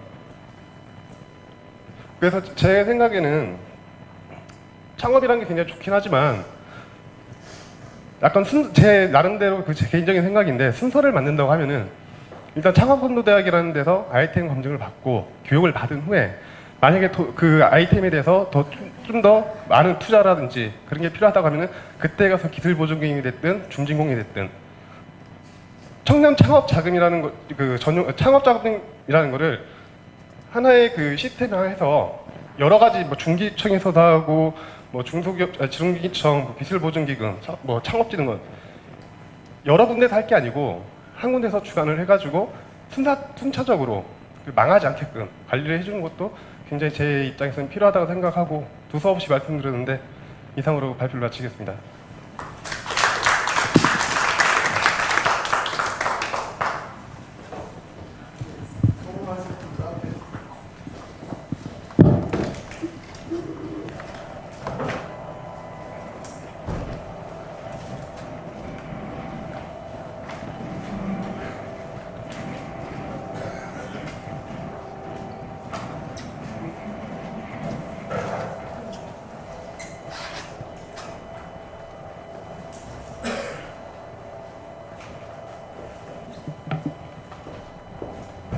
예, 제가 시간이 제약돼 있다고 자꾸 발표하시는 분들한테 그 독촉을 자꾸 해가지고 죄송하게 생각을 합니다. 자, 그러면 지금부터 토론을 해주시겠습니다. 이 자료에 나와 있는 순서대로 말씀을 해주시면 될 것 같습니다. 아까 제가 부탁드린 대로 한 7, 8분 정도 부탁을 드렸는데 한 7분 정도로 해주시면 좋겠습니다. 김수암 교육연구실장님 먼저 토론 좀 부탁드리겠습니다. 예, 반갑습니다. 중소기업청 산하기관인 소상공인 시장진흥공단의 교육 담당하는 김수암 실장입니다. 지금 앞에 나와서 발표하신 창업진흥원도 중소기업청 산하기관이고요. 그다음에 나중에 토론해 주실 창조혁신센터는 그거와는 좀 다르지만은 아마 창업에 관련돼서 굉장히 일을 많이 하고 계신 걸로 알고 있는데, 창업진흥원이나 창조혁신센터하고 소상공인진흥공단이 다른 지점이 하나 있습니다. 뭐냐면은 그쪽은 주로 IT나 이런 제조업 같은 기술 기반, 지식 기반 사업들을 지원해 주는 것이고요. 창업부터 해서. 소상공인 시장진흥공단은 말 그대로 소상공인입니다. 적은 규모의 도소매 서비스 뭐 이런 쪽 포함해서 창업 그다음에 경영 개선 지원해 주는 기관입니다. 그러다 보니까 조금 얘기가 달라질 수 있는데요. 전체적으로 보면은 뭐 청년 실업이 계속 증가를 해서 중소기업청에서도 청년 창업에 대해 굉장히 많은 정책들을 쏟아내고 있습니다. 근데 그 정책들의 내용들을 보면 주로 이제 IT 쪽으로 많이 혹은 지식 내지 기술 기반 쪽으로 많이 가 있는 성향들이 있는데, 실질적으로 그 노동연구원에서 산업연구원의 12년도에 조사한 거를 보면은 한국고용정보원입니다. 죄송합니다. 대학생 1000명 중에서 1000명을 조사했더니 하이테크 분야, 그러니까 IT 쪽이라고 대표할 수 있겠죠. 이쪽으로 그 창업을 희망하는 비율은 한 10% 정도. 물론 그 업종이 나와 있는데 이걸 제가 좀 재가공을 했습니다. 반면에 이제 도소매 서비스 쪽에 좀 앞서 발표하신 분의 자료 나왔지만 그쪽이 한 56%에서 창업 희망 분야가 조금 다르다 하는 부분들이 나와 있고요. 그 이유 중에서는 여러 가지 있겠지만 아무래도 IT 쪽은 상당히 심도 있는 그런 기술을 필요로 하다는 그런 점 때문일 것 같고 제조업 역시도 그런 부분이 있을 겁니다. 그러다 보니까 이제 그 정부 지원 재택도 주로 IT형에 많이 얘기를 하고 있는데 그러다 보니 이제 일반적으로 소상공인 이쪽은 좀 약간 낮게 보여지는 그런 부분도 있는 것으로 알고 있습니다. 우선 사례 하나를 말씀드려보자면 여러분들 잘 아시겠지만 경리단길에 보면 장진우 그 거리라고 하는 게 있습니다. 거기가 총 점포가 52개인데 그 중에서 16개를 이 장진우라는 30살 청년이 운영을 하거든요. 2011년도에 그 테이블 2개짜리 작은 파스타 집을 처음 개점을 한 이후에 그 골목이 소문이 나기 시작하면서 자그마한 점포들 52개까지 늘어나게 됩니다. 처음에 들어갔을 때가 2011년도였는데 그 당시 52개 중에서 점포하는 데는 2군데 자기 포함해서 이게 지금은 완전히 활성화돼 가지고 아주 유명한 거리로 발전을 했고요. 장진우 이 청년이 작년도 말에 제가 만나봤었는데 연매출 한 200억대 중견 기업으로 지금 성장을 했더라고요. 물론 업종 아이템상으로 보면은 먹거리 업종, 그다음에 그 게스트하우스 같은 서비스 업종, 그다음에 제과업도 있고 이렇게 지금 돼 있습니다. 그렇게 보면은 일반 청년 창업에 대해서 분야에 있어서도 일반 IT 쪽보다도 나머지 일반 도소매 서비스 쪽에서도 새로운 아이템들을 개발하면은 청년들로 봐서는 스스로 창업할 수 있는 또 성장할 수 있는 기회가 많다 이렇게 저도 보여집니다.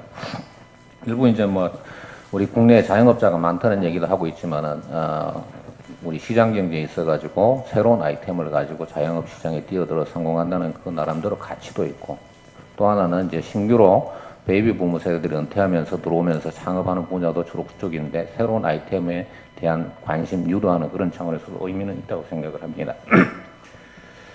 그런 측면에서 보면은 청년 창업에 있어가지고 지원하는 방향이 저는 그렇게 생각을 합니다. 우선 저비용 창업 그래서 망하더라도 소위 말해 재도전할 수 있는 기회가 무한히 제공될 수 있는 그런 장을 만들어주는 게 정부가 지원해야 될 일이 아닌가 하는 생각을 첫 번째 갖게 되고요. 두 번째가 그런 그 소규모 소자본 창업이지만 이걸 통해 가지고 경험과 자본이 축적될 수 있는 기회를 만들어주는 게 청년 창업 분야에 있어서 해야 될 일이라고 저는 생각을 합니다. 그래서 아주 쉽게 생각하면은 뭐 노점형 창업부터 시작해서 사업 모델이 검증되고 독립 창업 이렇게 갈 수 있는 성장 사다리를 만들어주는 게 중요하다 하는 이런 창업 분야의 한 축을 말씀드릴 수 있고 또 다른 축은 뭐냐면은 가업 승계 분야입니다. 지금 우리나라에 약 300만 개의 그 자영업자들이 있습니다. 업체들이 있는데 그렇다 그러면 대부분의 청년층들은 부모 중에 뭐 적어도 한 3명 중에 한 사람 정도는 자기 부모가 이런 자영업에 종사를 하고 있다는 그런 측면으로 볼 수 있는데 그 중에서도 가업 승계할 수 있는 부분을 사다리를 만들어 준다면 좋지 않을까 이렇게 생각을 하고요. 그런 측면에서 보면 청년들한테 그 놀 수 있는 그런 공간, 이 공간 자체가 창업 공간이 될 수 있고 경험이 될 수 있는 그런 공간이 됐으면 좋겠다는데 국내도 그런 사례들이 나타나고 있습니다. 최근에 들어서 최근 나타난 건 아니고 좀 오래된 모델 중에 하나가 그 홍대 앞에 있는 프리마켓 모델입니다. 이거는 공원에다가 매주 토요일마다 그 아이디어를 가지고 있는 젊은 사람들이 한 100여 명이 노점형으로 자리를 깔고 영업을 하는 하루 평균 매출이 한 35만 원 됩니다. 그 정도면은 그냥 월 매출로 따지면 굉장히 높은 편이고 일정 기간 그 영업을 하게 되면은 자본 축적도 가능한 그런 것이고 거기서 그 홍대 앞에 상권이 굉장히 유명한데 젊은 상권으로 유명한데 이 사람들이 하는 역할이 뭐냐면은 홍대 상권을 살리는 아이디어 발전 연구소 같은 역할을 합니다. 뭐냐면은 아이템이라 이런 것들이 수제품들이 많고 새로운 컬러, 새로운 디자인들이 많다 보니까 이러한 상품들이 홍대 거리에 연결되는 그런 지점을 하고 있다는 걸 보면은 그런 노점형 창업도 괜찮다는 것이고 또 하나는 챌린지 쇼핑으로 해가지고 울산의 그 중앙전통시장에 보면은 톡톡 스트리트라고 하는 데가 있습니다. 여기서 창업 교육도 시켜주고 입주도 시켜주고 그렇게 해서 13년 3월 달에 개점을 했는데 18개 업체 있고요. 그 중에서 10개 업체가 독립해서 하고 있고 연매출도 전체적으로 한 7.8억, 한 8억 정도 되니까 업체당 매출은 한 500만 원, 5천만 원 정도 되는 그런 정도의 성과가 나오고 있습니다. 여러분들 잘 아시는 전주 남부시장의 청년몰도 바로 그런 케이스라고 보시면 되고 해외에도 이런 어떤 노점형 창업 공간들이 굉장히 많이 있습니다. 있으면서 관광 자원 역할도 하는 그런 중요한 역할을 하고 있습니다. 그리고 참고로 저희에서 공단에서 지원하고 있는 사업들이 크게는 4가지를 소개를 좀 해드리면서 청년 창업에 대한 얘기를 좀 마무리하려고 합니다. 하나는 이제 주로 전통시장에 관련된 것들이 많은데 청년 창업 및 가업성계 아카데미라 그래서 앞서 말씀드린 대로 창업을 하려는 사람하고 가업성계를 하려는 사람들을 모아서 교육을 시켜서 내보내고 있습니다. 2년 동안에 한 280명 정도로 교육을 시켰는데 그 중에 48명이 창업도 하고 가업성계도 하고 취업도 한 취업 같은 경우는 이 사업이 신세계 백화점, 신세계 그룹의 기부금을 이용하는 부분이 있습니다. 그러다 보니까 신세계 그룹에 3명이 취업을 하고 기타 취업도 받고 그다음에 가업성계 같은 경우도 한 16명 정도 가업성계를 한 이런 케이스가 있습니다. 그다음에 소상공인 사관학교라고 저희들이 14년부터 하고 있는데 이게 앞서 말씀드린 대로 교육만 하고 내보내는 게 아니고 우리 대전 은흥정이 거리에도 가면 있습니다만 체험 점포라 그래서 최대 16주 동안 교육하는 기간 동안에는 사업 아이템에 대해서 고도화를 시켜주고 이 고도화된 아이템을 가지고 직접 점포에서 4개월 동안 팔아볼 수 있는 기회를 주는 그런 프로그램을 가지고 있습니다. 여기서 우수한 사람들은 보조금도 주고 그 다음에 직접 대출을 해서 창업할 수 있도록 기반을 닦아주고 있는데 작년 1기 중에 체험 점포까지 끝난 사람 약 70여 명 되는데 그 중에서 60%가 창업을 해서 지금 정착 단계로 지금 넘어가고 있는 사업이 있기도 합니다. 원래는 지금 5월달 4기를 다음 주에 지금 모집 공고할 예정이라 참고해 주시면 고맙겠고요. 나온 김에 사업 소개도 좀 하고 그러겠습니다. 그 다음에 주로 이 청년 창업에 관련돼서는 전통시장 쪽으로 많이 지금 치우쳐져 있는 게 있습니다. 작년부터 하고 있는 게 전통시장 내 청년 창업 점포 지원 사업이라 그래서 시장당 5개 이상 점포를 청년 창업 점포라 그래서 지정을 해서 리모델링부터 시작해서 기본 장비까지 다 지원을 해줍니다. 한 점포당에 2,500만 원까지 보조금을 주고 있는 사업이기 때문에 아주 저비용으로 창업을 할 수 있고 거기에 전문가들이 달라붙어서 한 1년 정도에 걸쳐서 컨설팅, 멘토링 이런 것들을 다 지원을 해주고 있습니다. 원래 또 신규 사업으로 생기는 재밌는 것들이 있는데 뭐냐면은 전통시장 내 20개 점포, 앞서 말씀드린 대로 전주 남부시장의 청년몰 같이 한 20개 점포를 모아서 여기에다 기반 조성해주고 창업할 수 있도록 지원해주는 사업이 원래 다시 지금 추진 중에 있습니다. 그렇게 해서 전통시장 내 청년들이 창업할 수 있는 기회를 만들어주고 거기에 또 가업 성장할 수 있는 청년들을 육성하는 그런 기지화를 하고 있습니다. 그런 측면에서 보면 다른 측면 하나 말씀드리자면 이런 청년 창업 부분에서 청년들이 리스크, 실패 위험을 최소화하고 할 수 있는 그런 기회로 보면은 우리 대전시나 혹은 지자체에서 소유하고 있는 공유 재산들, 좀 전에 홍대 앞에 프리마켓 같은 경우는 공원이라고 말씀드렸는데 요 은흥정이 쪽에 가다 보면은 문화 공연할 수 있는 장소도 있고 그 다음에 대전 서대전 공원 같은데 혹은 저쪽에 대전 식목원입니까? 이런데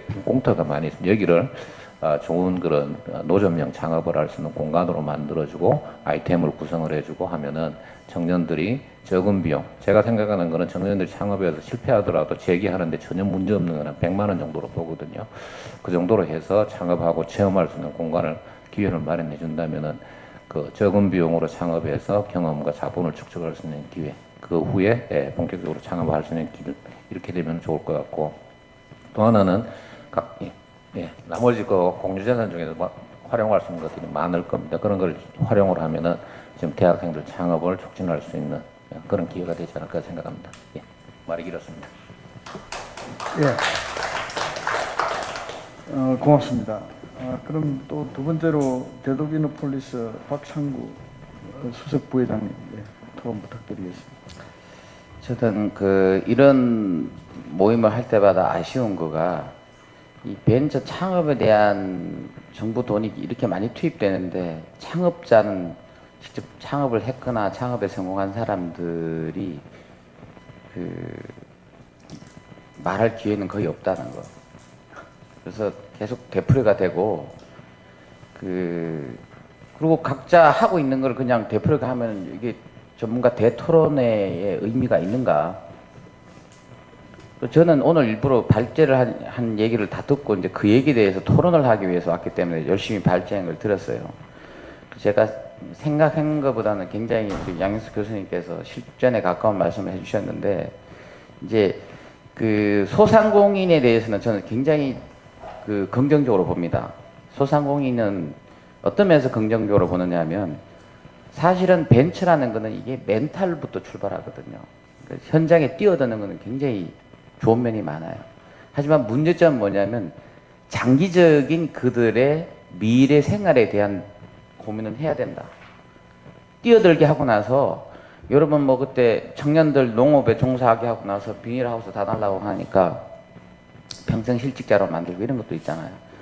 그래서 우리가 지금 빠져 있는 게, 제가 오늘은 좀 이렇게 어떻게 하면 좀 비판의 얘기를 좀 해볼게요. 지금 우리 여기 많이 오신 대학교 교수님들 어떤 식으로 고생을 해보셨죠? 이게 저는 이제 대학생들한테 창업에 대한 얘기를 하려니까 어디서부터 출발해야 될지를 모르는 거예요. 저도 나름대로 이제 고생을 했지만 사실은 창업을 해보면서 느꼈던 고생하고는 비교가 안 되거든요. 근데 이게 멘탈적으로 우리가 너무 고생한 세대가 자식들을 너무 편하게 키우다 보니까 논리적인 모순이 여기서 생기는 거예요. 사실은 창업에서는 이 완전 멘탈 게임이에요. 기업가 정신이라는 것 자체가, 제가 우리 직원한테 이런 얘기를 했어요. 어떤 영화에 보니까 이 다이너마이트가 터지는데 이 빨간 색깔하고 파란 색깔 전선을 끊어야 돼. 근데 타이머는 돌아가고 30초밖에 안 남았어. 또 어떻게 할 거니? 그래서 당연히 끊어야죠. 뭐 아무거나. 아니면 두 개 중에 한 개는 살고 한 개는 죽는데 어쩔 수 없이 끊어야죠. 사실 벤처를 해보면 그 상황이에요. 뭐 논리적으로 뭐 이렇게 준비해서 투자를 받고 뭐 그런 스토리 성립도 안 되는 상태에서 일단 나한테 닥치는 거는 멘탈 게임으로 닥치는 거예요. 그리고 나서 이제 수습을 해 나가고, 그러다 보면 제가 이제 시장이나 소상공인은 이제 실전이거든요. 실전에서 부딪히다 보면 사람의 능력이, 그전에는 정말로 내 능력이 한 10%밖에 발현되지 않는 사람이 어느 순간에 100을 넘어갑니다. 그러면 저도 이제 대화를 나눠보면 이미 이질적이라는 걸 느껴요. 나는 이상한 인간이 벌써 돼버린 거예요. 판단을 하거나 보는 관점이 바뀌어버린 거죠. 지금 사실 그래서 이런 자리에 이제 중견 기업들이나 그 사람들을 끼워 넣어야, 벤처 창업을 살리려면요, 그 사람들을 동원해야 돼요. 그 사람들은 여기 안 끼어듭니다. 왜냐하면 자기 논리대로 가야 되니까. 뭔 얘기냐면, 창업한 기업들을 끌어들이는 것 자체가 지원 제도가 아니라 시장을 연결고리거든요. 아까 뭐 코스닥 상장업 업체를 연결한다든지 그런 말씀도 하셨는데, 그렇게 하려면 사실은 기성 성공한 업체들은 그런 사람들하고 일 안 하고 싶어 합니다. 새로운 패러다임을 넣어서 돈이 들더라도, 돈을 사들고 가더라도 내가 당신한테 돈을 줄 테니까 이 사람 거 좀 사주십시오. 그러니까 제가 벤처 창업하고요, 첫 번째 목표가 뭐냐면 돈 되는 건 다 팔았어요. 이거 조금 더 있으면 더 비싸게 팔 건데 내가 오늘을 살아야 내일이 있다 싶어서 다 팔았어요. 그리고 정부 지원 제도는 철저히 제가 외면했어요. 초창기에는. 그러고 나니까 내 자신을 보게 되더라는 거죠. 처절하게 자신을, 그러니까 선택을 많이 해보면요, 뭐가 더 힘든지 아세요? 뭘 해야 될 거를 찾는 그 기술이 생기기 시작하는 거예요. 근데 아무것도 가지지 않은 청년 창업가들이 보면요, 버리지를 못하는 거예요. 요것도 뭔가 돈이 될 것 같고 요것도 뭐 될 것 같고 하다 보니까 남들하고 같이 이게 같이 화합하거나 같이 해야 되는 생각들도 못 가지는 거예요. 근데 뭔가 이 창업에 대한 이중적인 환경, 사회 환경과 이런 부분들이 굉장히 많은 부분을 어렵게 한다. 그러니까 저는 이제 저희 회사가요, 외주 업체가 60개 정도 있어요. 60개. 제 창업 때부터 지금까지 왔는데. 그래서 내가 웃으면서 대전시한테 우리 회사에다가 하는 지원을 하세요. 그리고 만약에 지원을 하고 싶거든 창업자를 직접 하지 말고 그 창업자를 도와줄 회사들한테 좀 도와달라고 하시라. 그게 무슨 차이가 있느냐? 똑같은 돈도 시장에서 내가 팔아보는 거하고 지원받은 거하고는 하늘과 땅 차이. 내가 물건을 팔고 나면요 AS가 끝까지 돌아다니거든. 그거 한 번에 끝나지가 않아요. 그럼 내 눈앞에 이익에 대한 관점도 다 바뀌고 AS에 대한 관점, 고객에 대한 관점이 다 살아났는데 우리는 그런 초기 생태계를 제대로 흘려주지를 못한다. 그리고 다시 이제 원점으로 가면 모든 정책들이 사실은 이제 저도 오늘 여기 찾아오면서 굉장히 힘들었어요. 그리고 이렇게 해서 토론해서 어떤 이펙트가 생기는지도 사실은 잘 모르겠어요, 사실은. 왜냐하면 결국은 이 판단을 내린 사람과 시장과는 아직까지 거리가 있다. 대전의 가장 약점은 생태계가 안 돼 있습니다. 정부 돈들이 많이 들어오지만 그게 생태계로 원활하게 안 흘러요. 학용품도 서울서 샀습니다. 그러니까 제가 안테나를 파는데 대전이 전국에서 제일 적게 팔아요. 그러니까 이게 당연한 거예요. 여기 있는 사람들끼리 서로 사주고 팔아주고 하는 그 자체가 모든 것들의 출발점인데 그게 굉장히 힘듭니다. 그래서 제가 바라는 거는 사실은 어떤 정책적인 거를 논하기 전에 있는 거가, 그러니까 아까 이제 양 교수님 발표를 너무 잘하셨는데 내용이 너무 많은 거예요. 사람들이 봤을 때는 심플해야 돼요. 심플하고 그거 하나에 충실해야 되는데 그게 아까 멘탈 게임이라는 제가 말씀드렸던 거예요. 어떻게 하면 짧은 얘기로 내 얘기를 할 수 있을까? 진짜 처절한 멘탈 게임이더라. 근데 그걸 배워본 적도 없고 주위 사람들 중에 본받을 사람도 없었던 거예요. 그래서 저 같은 사장이 이제 모여서 제가 이제 창업한 지 16년이 됐는데 사실은 벤처협회에 제가 모일 이유가 없더라고요. 예.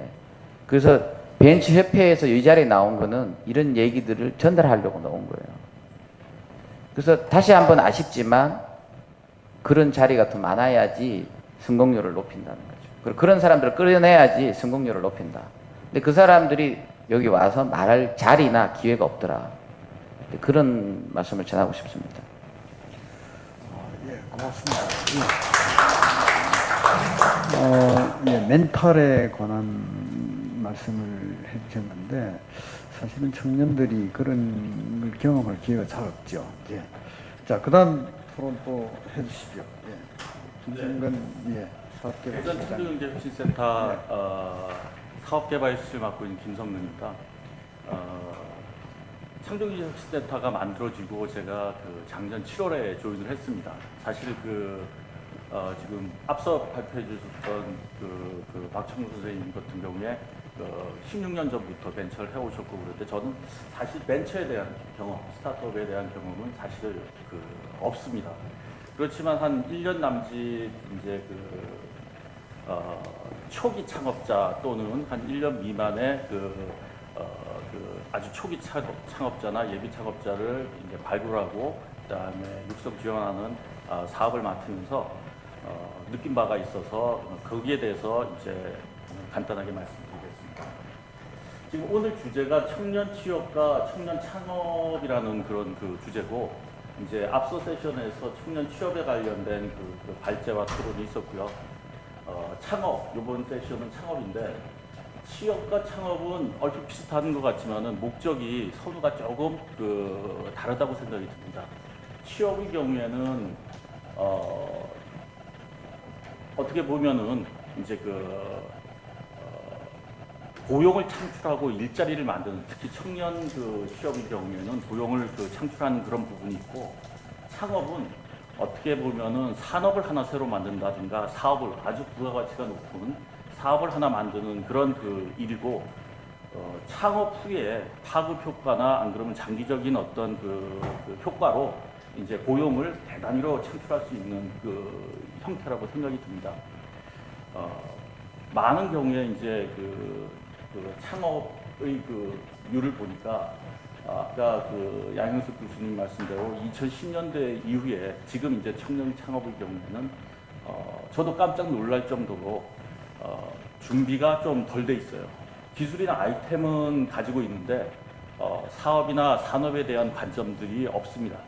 뭐 회사를 오래 다닌 사람 같은 경우에는 벌써 아까 얘기했던 대로 먼저 시장부터 보고 산업부터 보고 그 다음에 그 고객부터 보고 그리고 나서 어떻게 보면은 기술이나 아이템들은 아웃소싱의 대상일 수도 있는데 대부분의 대전 지역에 그 창업을 하겠다 그러는 젊은 그 친구들이 이제 오면은 기술하고 아이디어만 가지고 덜렁 오게 되는 걸 많이 봤습니다. 제가 대전시에서 이제 지역 특화 전략 사업이라는 부분에 두 가지 아이템을 하고 있는 걸 중에 하나를 좀 준비를 같이 했었는데요. 바이오 산업 쪽이 하나 있고 그다음에 첨단 센서 산업 쪽이 하나가 있는데 그걸 하다가 보니까 대전 지역이 한 30개 정도 여기에 그 코스닥 상장 기업밖에 없더라고요. 물론 그거보다 훨씬 더 좋은 기업들이 상장의 필요성이 없어서 없는 기업들도 있겠지만 30개 정도의 지금 어떻게 보면은 자리 잡은 그다음에 미래의 어떤 사업 비전을 가지고 있다고 봤을 때에 대전혁신센터에서 한 1년 남짓 보육하고 발굴하고 이렇게 가지고 아주 긴밀한 관계를 가지고 있는 게 한 30여 개 됩니다. 그리고 그 외에 어떤 창업 프로그램과 그다음에 투자 알선이라든가 네트워킹을 했던 기업들은 뭐 한 150여 개가 넘지만 그렇다 그러면 그 30개의 미래는 어떻게 될 것인가? 제가 볼 때는 일반적으로 한 100개면은 90개가 망한다고 봤을 때에 30개 중에서 한 3개 정도가 한 10년 후에 살아남아가지고 대전의 취업이라든가 또 다른 어떤 일자리 창출에 기여를 할 거라고 보여집니다. 이렇게 봤을 때에 안타깝게도 지금 대전시에서 저희가 한번 작년에 통계를 좀 뽑았는데 아주 일사불란한 어떤 통계가 아니고 저희가 이제 물어서 뽑은 거기 때문에 초기 예비 창업자나 이제 초기 창업자들을 위해 가지고 미래부가 지원하는 어떤 예산들, 교육부가 지원하는 예산들, 교육부 예산이 많더라고요. 그다음에 중소기업청이 지원하는 예산들 되게 많고요. 산업통상자원부가 지원하는 예산들, 대전시가 지원하는 예산들, 또한 대전시도 저희가 주목구시로 뽑았지만 한 40여억이 되는 것 같고요.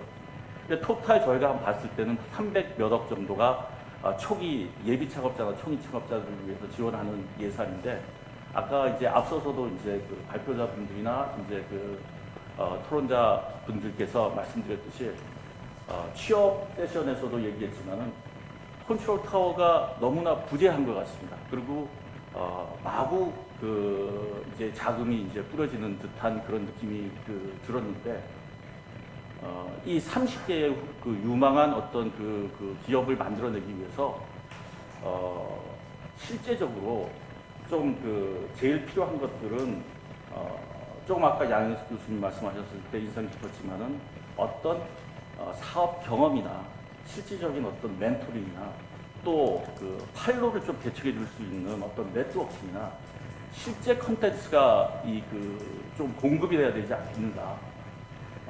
초기 1년, 3년 정도까지의 데스밸리를 만나기 전에 대부분 망하는 이유가 실제적인 어떤 컨텐츠가 필요하지 않겠는가라는 그런 생각이 듭니다. 대부분이 그냥 창업 자금이고 그 다음에 입주 공간이고 어떤 물리적인 어떤 그런 부분들인데 그런 부분들이 그런 부분들 가지고 창업은 할 수 있을지 모르겠지만은 좀 비전을 구현할 수 있는 조금 커다란 기업들. 물론 이제 박창구 대표님 말씀하셨던 어떤 멘탈은 기본 들어가야 되겠죠. 그래서 그런 실제 창업해서 어떤 좋은 어떤 일자리를 창출할 수 있는 기업으로 크기까지 좀 컨텐츠를 좀 공급하는 그런 제도가 필요하다 이렇게 생각을 합니다. 예, 고맙습니다. 그다음에는 마지막으로 박준 통상진흥원 지원부장님 예. 토론 부탁드립니다. 예, 대전경제통상진흥원 박준입니다. 제가 이제 민생지원부장이다 보니까 사실 지금 제가 맡고 있는 거는 일자리 쪽하고요. 그리고 이제 소상공 쪽, 지금 아까 김수함 실장님 이제 소상공 시장진흥공단 쪽인데 사실 두 가지를 제가 맡고 있습니다. 맡고 있는데 창업 쪽도 이제 제가 그 대전경제통상진흥원 제가 이제 초기 설립 멤버인데 한 19년 됐습니다. 초기부터 이제 창업을 제가 주로 이제 지원을 하고 자금 지원을 하다 보니까 오늘 이렇게 저한테 앞에서 이제 대전시에서 일자리 쪽은 맡으셨고 두 번째 세션에 저한테 말씀을 하시라고 이렇게 좀 하신 것 같은데요. 사실 이 많은 분들께서 이제 앞 세션에서 이제 취업 얘기하셨고 이제 지금 이제 창업을 얘기하시는데 사실 두 가지는 저는 항상 그렇게 같이 간다고 그렇게 봅니다. 취업은 사실 예전에 제가 IMF 직후에요. 그때 이제 정부에서 교수 연구원 창업을 굉장히 활성화 지원을 했습니다. 그래서 그때 제가 창업 교육을 시키면서 그분들 교수 연구원분들을 굉장히 많은 교육을 시켰는데요.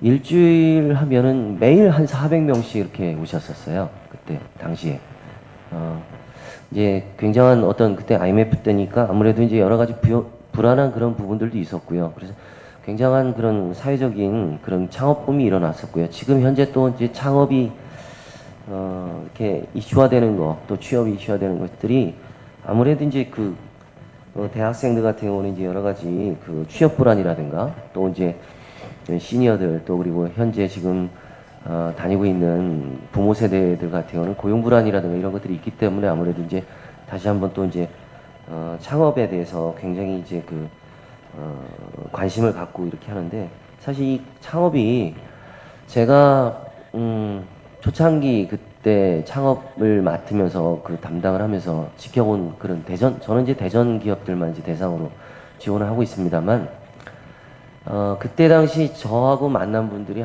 거의 아마 1년에 한 1000명에서 2000명 정도 이렇게 뵀던 것 같아요. 우리 이제 박창구 대표님은 저는 사실은 알고 있는데 대표님은 이제 잘 모르시는 것 같은데요.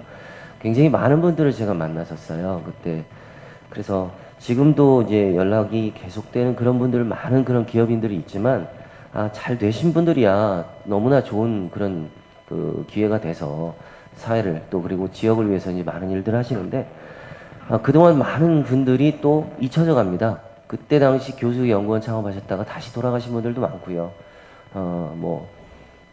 현직으로 다시 돌아가신 분들도 많지만 지금에 와서 보니까 이 창업이라는 것이 굉장히 어려운 일이 아닌가라는 생각이 지금 드는데요. 저희가 그렇다 보니까 지금 특히 이제 청년들의 이제 창업에 대해서 관심을 우리 진흥원 입장에서 그렇고 대전시에서 입장에서 굉장한 관심을 갖고 있어서 저희 진흥원 입장에서도 사실은 대전시와 함께 2010년부터 청년 창업에 대해서 관심을 굉장히 많이 갖고 있습니다. 그래서 2010년부터 대학생 시작해서 청년 지금 이제 청년이라고 하면 이제 보통 정부에서 지원하는 게 이제 만 39세 이하죠.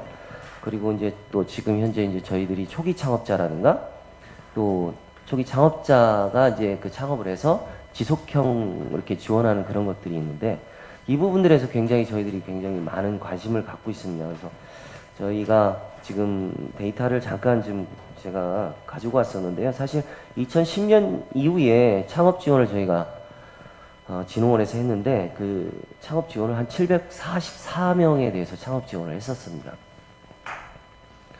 그 중에는 물론 이제 대학생, 청년 창업이라든가 여러 가지 초기 창업자들 있는데요. 창업자가 744명을 지원했는데 중간에 포기를 하시고 창업을 하신 분이 539명이 창업을 하셨습니다. 근데 실제 2010년 이후에 계속해서 영업 중인 분들이 296명밖에 안 돼요. 아까 이제 계속 말씀하셨지만 이 창업의 그런 지속적인 그런 생존율 자체가 그렇게 낮다는 얘기죠. 그리고 저희들이 철저하게 이제 교육도 시키고 여러 가지 프로그램에서 했는데도 296명이 현재 영업 중이고요. 준비하시는 분들이 아직도 물론 이제 작년에 이제 또 하신 분들이 있기 때문에 35명이 준비하시고 근데 이 와중에서도 매출 기업이 423개 기업이 지금 나왔습니다. 539개 창업자 중에서 그리고 이제 고용 창출이 520명 정도가 됐어요. 상당히 많은. 그래서 저는 창업과 그 취업이라는 것을 그렇게 따로 나누지를 않고 연계가 된다 이렇게 생각하고요. 매출액 자체가 지금 273억 원 정도가 나왔습니다. 저희 쪽에서 파악한 거는 이렇게 됐는데 어느 정도 이런 그런 창업 지원에 대해서는 정부나 지자체에서 지원하는 그런 프로그램들이 성과가 좀 있지 않나 이런 생각들이 듭니다. 물론 그 창업에 대해서 뭐 기술 창업과 그 다음에 생계형 창업 이런 것들이 나눠질 수 있는데 최근에 이제 저희 진흥원에서 하는 거는 이런 창업뿐만 아니라 이제 소상공인 시장진흥공단처럼 대전시의 예산으로 이제 소상공인을 지원하는 그런 프로그램이 있죠. 그 자금 지원하는데 저희가 2주 동안 한 1,500명 정도를 지금 그 자금 추천을 하고 있습니다. 매일 한 100여 명씩 지금 오고 있는데요. 저희 이제 부서에서 지금 담당을 하고 있지만 굉장히 어렵기 때문에 이런 분들이 뭐 전액을 지원하는 것도 아니고 굉장히 저렴한 그 저금리 2%를 저희가 대신 대전시에서 지원을 하는 그런 자금인데도 그걸 받겠다고 그렇게 많은 분들이 오세요. 젊은 분들도 계시지만 진짜 나이 드신 분들도 그렇게 많고요. 이런 걸 볼 때 진짜 사회적으로 이렇게 지금 요즘에 경제 상황이 너무 어렵다는 것을 다시 한번 느끼게 되는데 제가 금년도 그 저희 쪽에서 이제 추진하는 것 중에서 이 청년 창업에 대해서 좀 저희들이 나름대로 준비한 그런 것들이 어떻게 하면 이걸 좀 성공적으로 좀 될 수 있을까 하는 걸 생각을 해가지고 왔습니다. 좀 하다 보니까 아까도 이제 여러분들이 말씀하셨지만 초기에 예비 창업자나 초기 창업자들이 우수한 아이템을 이제 발굴해서 이제 지원을 해야 되지 않습니까? 이것이 굉장히 중요한데 요걸로만 끝나는 것이 아니고요. 사실은 아이템 발굴해서 지원하는데 그 성장 잠재력을 가지고 있는 창업 초기 기업에 대한 지원을 확대를 정말 많이 해야 될 것 같습니다. 그 중에는 아까 이제 박 대표님께서 말씀하셨던 대로 기존 기창업하고 성공했던 그런 우리 선배 기업들에 대한 그런 노하우들을 좀 벤치마킹할 수 있는 그런 것들도 많이 있어야 될 것 같고요. 그래서 이제 그 성공 창업을 위해서 그 다음에 창업자에 대한 역량 강화 연계 프로그램이 정말 절실하게 좀 필요한 것 같습니다. 초기에 창업을 지원을 했는데 그 연계된 그런 프로그램들이 안 되면 뭐 여기 지금 최우민 대표도 계시지만 여러 가지 프로그램들로 인해서 이분들이 좀 보다 좀 쉽게 좀 갈 수 있는 길을 좀 열어줘야 되지 않을까 생각해요. 단계별로 해서 이제 기본적인 거 그리고 심화적인 그런 교육이라든가 또 뭐 기존에 있었던 그 성공한 창업자들에 대해 하고 같이 하는 그 간단한 워크숍이라든가 전문 교육들이 필요할 것 같고요. 또 그다음에 지속적으로 이제 멘토링과 경영 자문 등을 해서 초기 창업자 또 지속적으로 이제 가야 될 그런 분들에 대해서 애로사항을 좀 해소할 수 있는 그런 것들이 있어야 되고 또 이분들에 대해서 창업 기업 이제 후속 지원을 통해서 또 이제 성장 잠재력 확충해서 지원할 수 있어야 되는데 이때는 정말 그 필요한 것들이 많은데요. 기술을 좀 우수 기술을 상용할 수 있는 그런 부분들을 지원해야 됩니다. 예를 들어서 시제품이라든가 디자인이라든가 뭐 여러 가지 그리고 또 좀 아까 말씀하셨던 팔로 마케팅이라든가 이런 것들을 정말 지원을 할 수 있어야만이 창업이 활성화되고 성공할 수 있는 그런 청년 창업 활성화가 되지 않을까 이렇게 생각됩니다. 이상으로 마치겠습니다. 준비한 건 좀 많은데. 예, 제가 6시까지 끝내야 된다 이런 얘기를 제가 들어가지고 토론해 주시는 분들한테 시간 압박을 제가 드렸습니다. 꼭 이 청중석에서도 의견을 발표하실 기회를 드릴까 하는데요. 말씀해 주실 분이 혹시 계십니까? 예, 간단하게 부탁드리겠습니다. 어디서 오셨는지도 좀 말씀 좀. 예, 한남대학교 도시부동산학과 김재인 교수입니다. 전 다름이 아니라, 그러니까 샌디에고 사례를 이렇게 보니까 거기 상공회의소가 이렇게 멘토링 네트워크가 돼 있더라고요. 그래서 청년들 중에 창업하고 싶은 사람이 있으면 지역에서 성공한 사업가랑 이렇게 매치를 해주는 거죠. 그러면 그분이 이렇게 뭐 한 번 만나가지고 잘해보라고 어깨 두들기고 끝나는 게 아니고 지속적으로 그 친구가 이제 스타트업을 해가지고 이렇게 쭉 끌고 나가는 과정에 대해서 이제 멘토로서 이렇게 봐주는 거죠. 그래서 이런 프로그램들은 어떻게 좀 활발하게 지금 잘 좀 돌아가고 있는 건지 어떤 그런 도움을 좀 우리 최 사장님 같으신 경우 좀 많이 받으신 건지 이런 부분에서 우리가 좀 아쉬운 부분은 없는지 이런 게 좀 궁금해서. 예, 잠깐만요. 예, 저 시간이 없어서 한 번만 지금 받았습니다. 자, 그러면 발표해 주신 분들한테 답변을 드릴 기회를 드리는데 제가 부여받은 시간이 별로 많지가 않습니다. 그러니까 아주 짧게만 답을 해 주십시오. 아까 발표 중에 말씀을 제가 잘 못 들었는데요. 에버다임이라는 그 펌프카 제조업체가 있습니다. 근데 그쪽 이제 기업 그쪽에서 이제 코스타 상장회사라서 그 회장님을 조인해서 만나게 한밭대 학교 측을 통해서 조인해서 만나게 됐는데 저희가 그 에버다임이라는 회사에 직접적으로 납품할 건 없더라고요. 근데 그 에버다임이라는 회사에 그 한국의 기업 중에 새 업체가 그 이중관이라는 그 파이프를 만드는데 새 업체가 이중관을 만들어서 에버다임을 공급을 합니다. 근데 그 에버다임에 공급하는 이중관, 그 새 업체가 만드는 이중관을 저희가 지금 다 100% 납품을 하고 다시 가서 에버다임에서 만나는 그런 지금 사업 구조가 돼 있어가지고 고정 매출로도 굉장히 안정적인 고정 매출이 이루어지고 있는 상황입니다. 그럼 조인으로 인해서. 아니, 제가 멘토링 관계는 거기 보면 샌디에고가 스타트업 가장 좋은 곳이 막 필요하고 나오더라고요. 거기 세계 유수의 무슨 막 기업가들이 시간을 내서 지금 스타트업 비즈니스맨들 멘토링을 아니 제 이거 하는 근데 그게 그러니까 직접 막 우리가 막 물량 주고 있더라고요. 다른 거. 예, 그러니까 그 이제 그 전병철 사장님이신데요.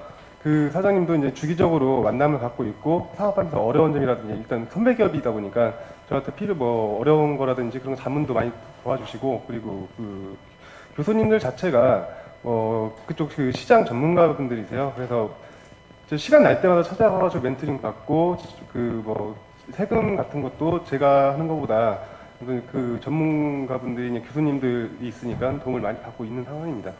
지금 제가 말씀드리고 싶은 거는 지금 현재 있습니다. 대전 우리 벤처협회 제가 수석 부회장인데요. 현재 그 활동을 하고 있는데 문제는 이제 이게 실전에서 일어나는 사안들이 아니면서 자꾸 이렇게 왜 전체 과제나 이런 거하고 연결되다 보니까 피상적으로만 일어나고 있어요. 현재 하고는 있습니다. 그러니까 실제 경영하시는 도움을 많이 받으셨네요. 예, 받고 있습니다. 자, 그러면 두 분 발제하신 분 드리겠습니다. 지금 아까 교수님 말씀하셨던 그런 부분이 이제 정부의 지원 제도가 있습니다. 뭐냐면 선도벤처 연계 지원 사업이라는 게 있는데 그건 뭐냐면 형님 기업이 새로 시작하는 기업들 도와주려고 나오고요. 새로 시작하는 아우 기업들이 자기와 연관성이 있는 그 기업들에 가서 지원을 받을 수 있는 그런 제도가 하나가 있고 두 번째는 뭐냐면 창업 인턴제라는 게 있는데 아예 이제 창업을 시작해 보려고 하는 젊은 친구들이 먼저 사업을 시작한 어떤 매출액 한 10억 이상의 어떤 좀 창업 초기 기업 거기서 들어가서 창업을 배우고 실제로 자기가 나와서 창업을 할 때는 창업 지원 자금을 지원해주는 매치메이킹 서비스처럼 그렇게 멘토 제도로 확실히 딱 붙는 건 아닌데요. 유사한 제도가 지금 우리나라에서도 지금 진행이 되고 있습니다.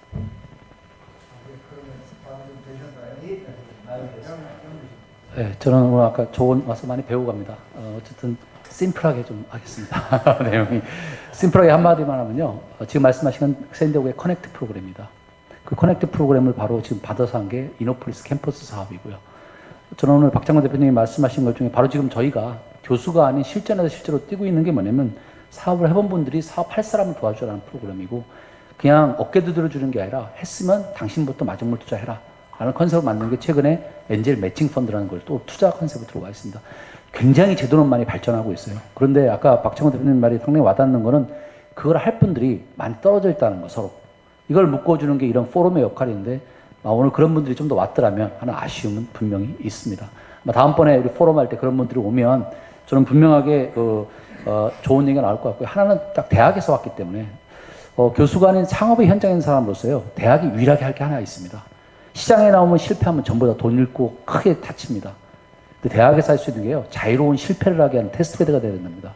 대학이 이제 그렇게 가지 않을까. 우리 배령조 부장님 아마 그런 쪽에서 많이 지금 좀 그랬는데 성공을 하기 위해서는 실패가 쌓이면 성공을 하기 때문에 그런 방향으로 우리가 지혜를 모아야 되지 않나라는 생각합니다. 예, 저기 발제해 주신 분 답변 감사드립니다. 아니 근데 사장님 정말 어렵거나 도움이 필요하다고 했을 때 찾아가서 물어보고 도와달라고 할 때가 있었습니까? 많았습니까? 예, 그러면 그런 대로 지금 여러 가지 메커니즘이 돌아간다는 말씀 아닙니까? 예, 지금 시간을 제가 좀 지나치고 있는데요. 지금 나온 말씀들이 제가 자세히 정리는 할 시간들이 없는데 이 창업과 관련해서 인프라를 좀 만들자 이런 말씀이신 것 같은데 컨트롤 타워도 만들자. 그 다음에 중간 밀도 있는 중간 조직을 만들어서 지원을 하자. 현장에 문제가 생겼을 때 가업 승계할 수 있도록 하는 환경도 만들자. 문화와 공간을 만들자. 이런 좋은 말씀들을 해주셨습니다. 이게 다 모여서 우리 대전시의 고용, 취업과 창업이 활성화될 수 있게 되었으면 좋겠습니다. 시간 관리를 좀 못했습니다만은 오늘 이 포럼 토론대는 이 정도로 창업에 관한 토론대는 이 세션 이 정도로 마치겠습니다. 고맙습니다. 예, 장시간 수고하셨습니다. 만찬이 준비되어 있습니다. 만찬 장소는 고려회관입니다. 진행 요원들의 안내를 받으시면 되겠습니다.